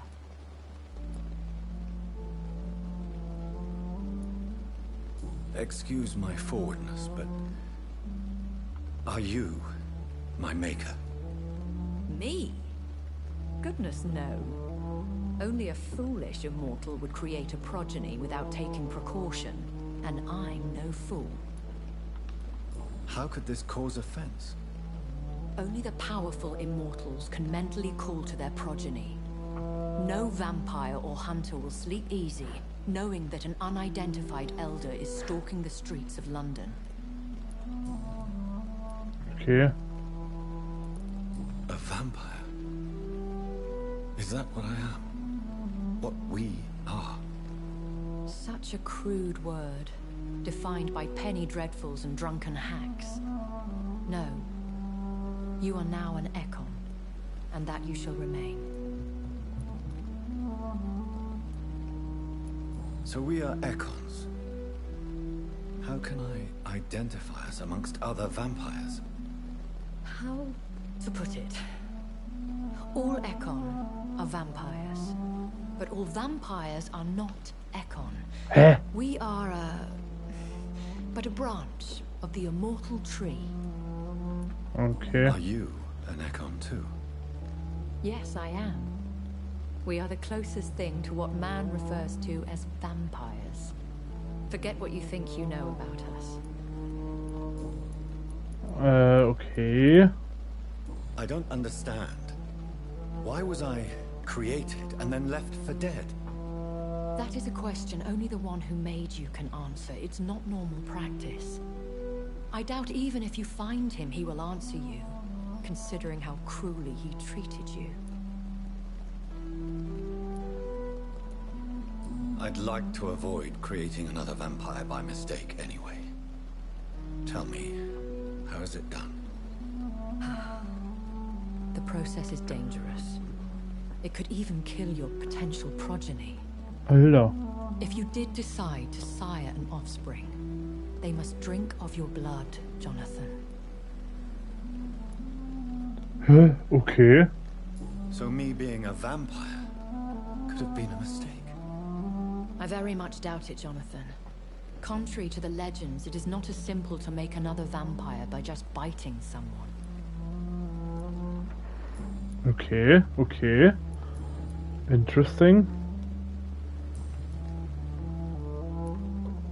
Why does Dr. Swansea allow you to feed on the patients of the hospital? Dr. Swansea is a good and compassionate man. He is trying to find a solution for our hunger. Until that happens, he is clever enough to understand that I only feed upon the dying. What do you know about this Brotherhood of St. Paul's Stole? The Brotherhood is well known amongst London Vampire Society. As long as our kind is discreet, and as long as they do not interfere, we have come to a mutual understanding. And okay. No one suspected you of the murders. As you well know, suspicion has recently fallen on me of killing for pleasure. But you have my word, Jonathan. I take no pleasure in taking a life. Ja, das sagen sich alle. Weiß ich nicht, ehrlich gesagt. Das ist halt so Zwiespalt jetzt. Auf einer Seite kann man das halt verstehen, ne, wenn sie... Why did you save me in the canning factory? I could hardly stand by and watch such a promising young blood as yourself be torn to shreds by some gutter skull. What type of vampire is a skull? Not a true vampire. The deformed offspring of lesser vampires. It is a shame these creatures run wild, slaves to their baser instincts. Ein Skull ist quasi ein Dünnblut oder wie? No, Jonathan. Whatever their strength and demeanor, skulls are the progeny of careless vampires. It cannot be the other way round. I know this is beyond the pale, but may I inquire your age? Really? And I thought you were gentlemen. If you must know, I'm 27. I've been 27 for a long time now, and 27 I shall remain. Alter, 27.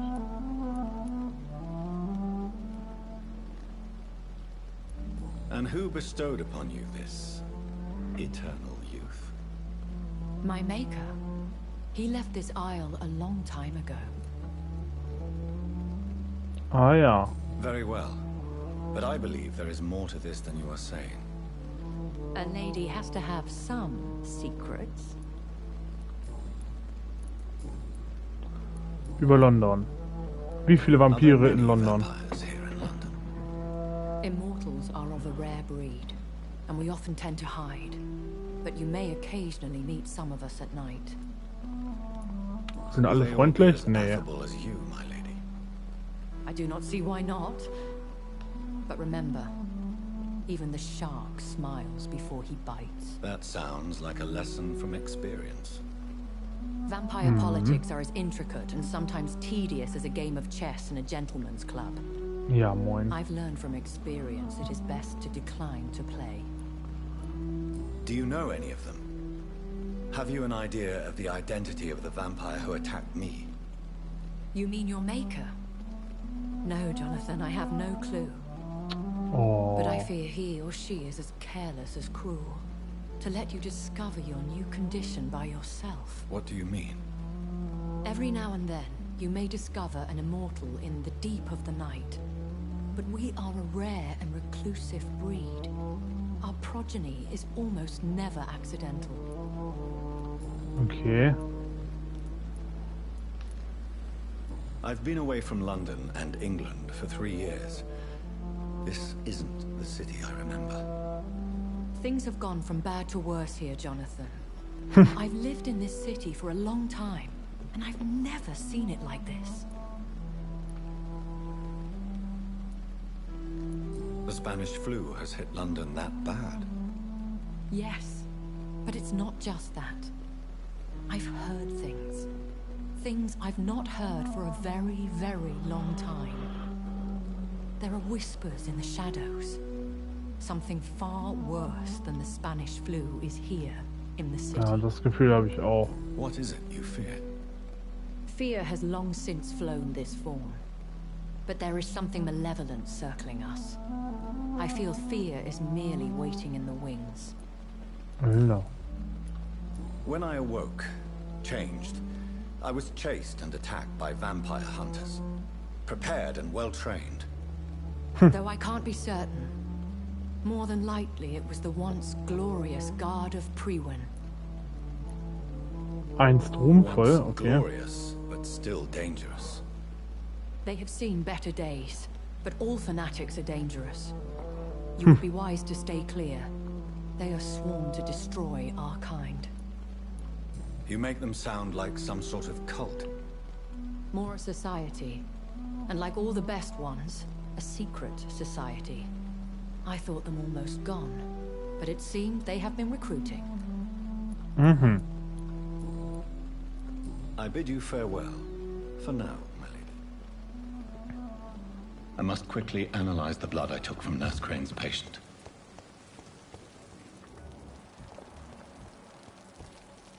Hä? Auf einmal ist er gesund.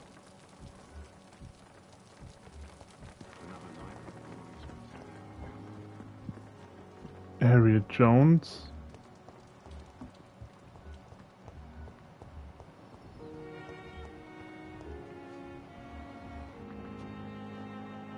Good evening, Mr. Elwood. Evening, Dr. Reed. Nimm mal hier. Do you need assistance? Not really. I think I caught something in this bloody hospital. I swear I'm dead. Yet smiling inside, Dr. Reed. As long as you remain here, I will make sure you don't have to worry about your health. Don't think you can do much about it. Damage is done. Oh.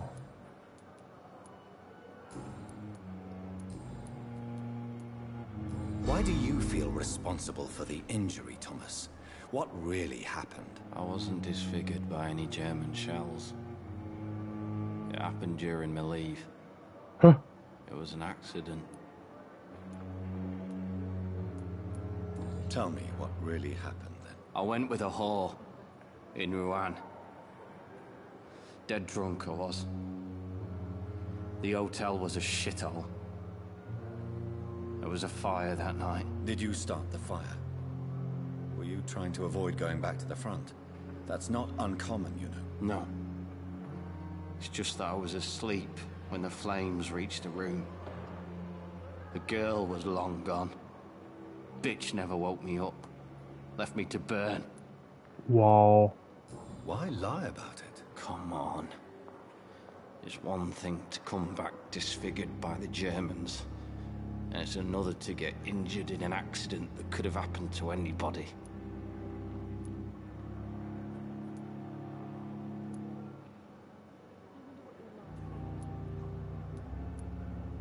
Reconstructive surgery has been very successful for some soldiers. I don't want to wear a bloody mask for the rest of my life.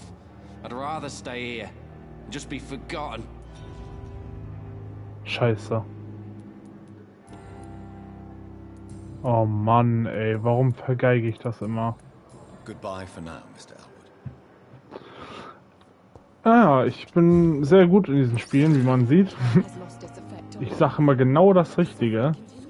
3-mal oder so ist das schon verkackt. Läuft. Ach Mann, ey.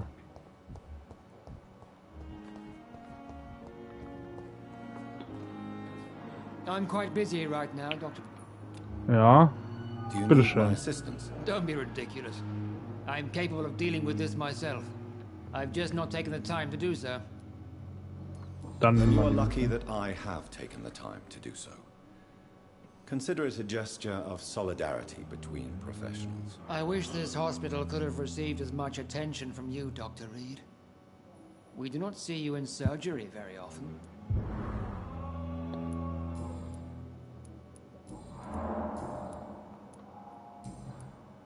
Thank you for your time. We'll talk later. Bitte schön, Kollege.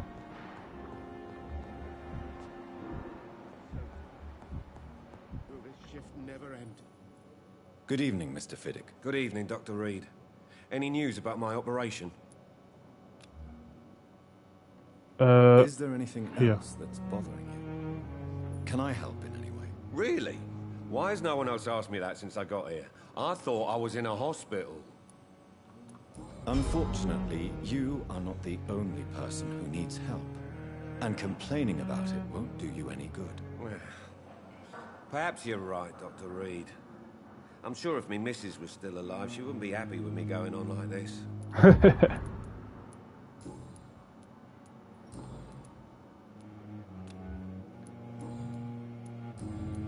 Goodbye for now, Mr. Fiddick. I'll see you later. Okay, wahrscheinlich kann man echt nichts machen dagegen. So, dann heilen wir die noch. Good evening, Doctor. How is my son doing? Do you require bitteschön. medical attention as well, Mrs. Goswick? Do you know you're the only one who's asked me this? No. I don't feel well, actually. Despite Bitteschön. what you think about this place, I can tell you with absolute certainty, taking this will help you recover. Well, Müssen at least alle your Leute heilen. reputation seems well deserved. Unfortunately, I can't say the same for this hospital. Wir sind ein guter Vampir, wir heilen die Leute. Goodbye, Mrs. Goswick.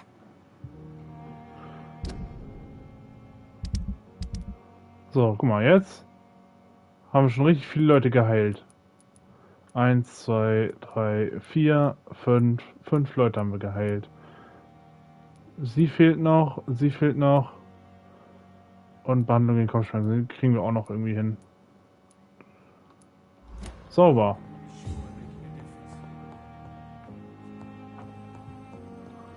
Das machen wir dann eben mal. Mal gucken. Ich weiß gar nicht, war der hier? Der war irgendwo hier seitlich, glaube ich. Der Inder. Der indische Doktor. Da ist er. Good Moin evening, Meister. Dr. Reed. Such a pleasure to see you again. Do you Bitte need schön. medical attention? Well, the proximity of the dead is not the most healthy company, even if the quiet can be appreciated. Medizin Don't take geben. too many risks with your health, Mr. Chidana. None of us are immune to this. Mr. That Chidana. is a good thing. Death and disease is a constant reminder of our mortality. But you have my thanks, Dr. Reed. Ja. Kein Ding, ne? Kein Ding für einen King. Sie waren Tell Sanitäter. me the truth about your appointment as a medic during the war, Rakesh. The regiment administration appointed me by mistake. I had to learn the job on the spot, sir. Very hard, sir, but I rose to the challenge.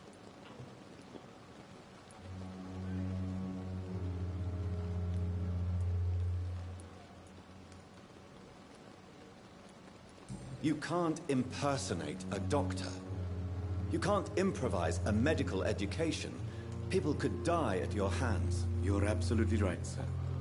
But as a field surgeon, it was more like being a butcher. Do you believe you have really helped these people? My ratings were within the averages of the regiment. I saved lives, Dr. Reed. Does that not say enough about triage and war surgery? Da hat er eigentlich recht, Do you muss ich realize sagen. how many soldiers died because of that decision? You should have refused. Yes, sir. I swear I did, sir. But no one listened. When the first wounded arrived, I had to do what I could. It is an unbelievable story, Mr. Chidana. It was a time beyond belief, Dr. Reed. But I'm happy not to deal with the wounded. I prefer caring for the dead now. Ah, okay. Goodbye, Mr. Chidama.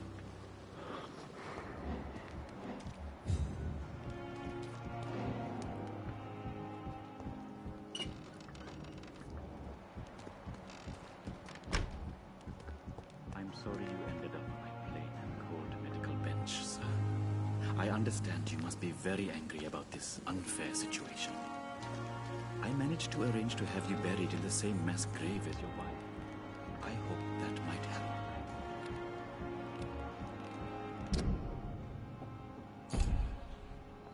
Okay, naja, dann komm. Das ist jetzt nur die Frage, wo ich die anderen finde. Die eine Dorothy oder sowas. Untersuche die Taten des Bürgers. Hä? I understand you must be very angry about this unfair situation. I managed to arrange to have you buried in the same mass grave as your wife. I hope. It's locked, all right.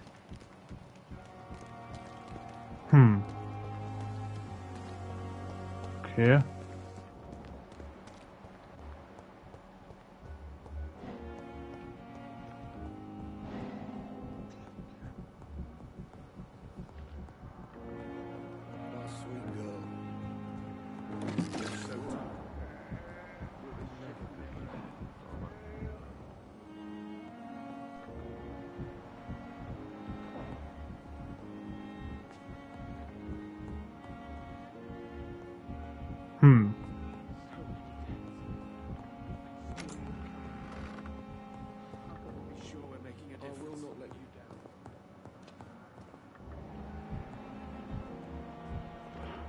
Die haben irgendwas hier, die erzählen immer was, wenn die Tür zugeht, genau.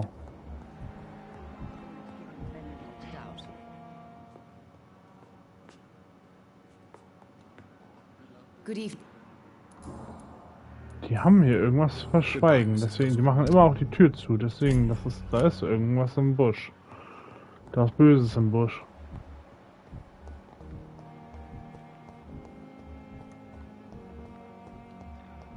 Wo ist denn diese? Da! Da ist sie, Dorothy. Bitte warten Sie. Good evening, Nurse Brannigan. Good evening. Ah ne, Brannigan heißt sie. Ups. Do you require Mein medical Fehler. assistance, nurse? I will be fine. As soon as I can get some sleep. Nurse, you won't be able to help people if you're sick. Take this, and do try to get some rest. I'll try, Dr. Reed. Thank you. Dafür nicht. According to the report I read, your unprofessional conduct put a patient in danger, Gwyneth. That's not true. I know when my patient's life is at risk, and I'm more competent than a lot of doctors that I know. Problem is, I'm a woman. I don't see what your gender has to do with your abilities, nurse. Yes, nurse. Because I'll never be a doctor, no matter what my skills. I could make a decision that could save a life, but oh no, that's unbecoming conduct. Have you heard of Elizabeth Blackwell? She was the first woman listed on the UK Medical Register. Change is slow, but it will come. And you will always have my support. To have the right to study shouldn't be determined by sex, skin, or wealth. That's all I'm saying. Mhm. Da sagst du was. Goodbye, nurse. Call me if you need assistance. Wenn du der Menschheit helfen kannst, dann hast du meinen Support auf jeden Fall. So, jetzt ist halt die Frage. Waren das alle Leute? Ja, wo ist er? Personenkreis. Aber wo? Wo bist du, Kollege? Oder ist der da unten? Das ist er, ja, nice. Dann hoffe ich, dass ich was für dich habe, Kollege. Hello again, Mr. Thatcher. Do you feel any better now? Yes, this neighborhood may stink of dog shit and reek of piss, but to me it smells like the purest mountain air. Do you need medical attention? Don't get me wrong, sir. I'm grateful for what you've done, but I've never felt comfortable with doctors. I'm certain you have your reasons. But let me assure you, I'm not like other doctors you may have consulted with. It is true. You risked your life to save me, after all. It would be impolite to refuse your counsel. Goodbye, Mr. Danke. Thatcher. Try to take care of yourself. Ja, sauber. Wir haben alle Leute hier wieder geheilt, glaube ich. Wir haben es geschafft. Stabil. Gesund. Stabil. Die werden auch alle gesund. Also wenn die sich erholt haben, dann wird er auch wieder gesund stehen. Vielleicht sogar gereinigt. Das wäre es halt. Hier haben wir bedenklich. Das liegt aber, denke ich, ja daran, an den Personen, die wir halt noch nicht kennenlernen durften, tatsächlich. Hier ist stabil und hier kenne ich noch gar keinen. Mal gucken. Mal gucken, ne? Mal gucken.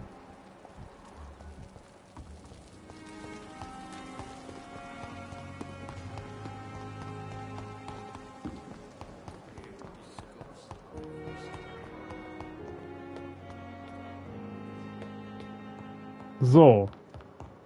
Dann würde ich aber sagen, dass ich hier wieder Schluss mache. Ich werde noch das Blut analysieren. Das werde ich noch machen. Aber danach werde ich aufhören tatsächlich. Ich würde sagen, wir haben gut wieder eigentlich was geschafft. Im Spiel. Im Spiel. Oh Mann. Da habe ich mich gerade verschluckt. The flower's dying. It needs So, water. dann analysieren wir mal beides am besten. Diese kräftige Blutpure. Oh, okay. Ausdauerserum. Ah, okay. Ja, super.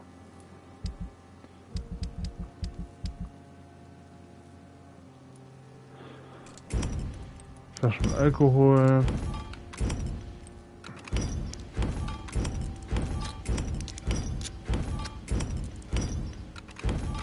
Alter, habe ich da viele Zigaretten, ey.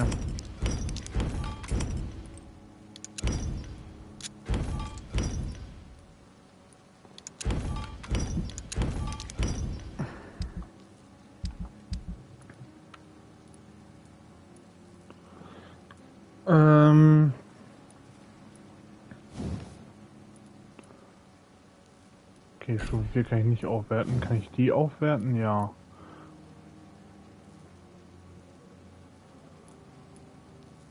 Oh, das mit den Schockpunkten ist ja nice. 80. Ja, moin. Oh.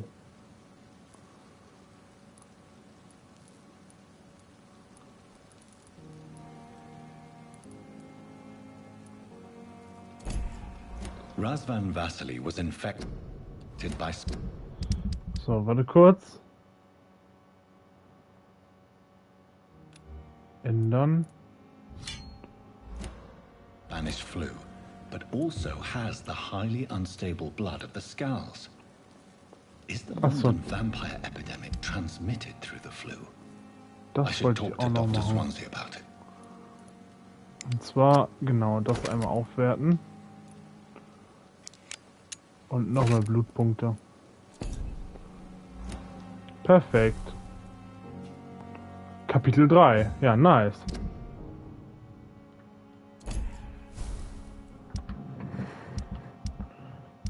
Kapitel 3. Ich weiß nicht, wie viele Kapitel das Spiel hat tatsächlich. Das werde ich mal nachgucken. Wenn ich hier gleich aufhöre. Aber... ja. Mal gucken. Gut, dann würde ich sagen, war's das wieder. Und bis zum nächsten Mal, wenn ich hoffentlich vergesse, mein Mikrofon direkt anzustellen.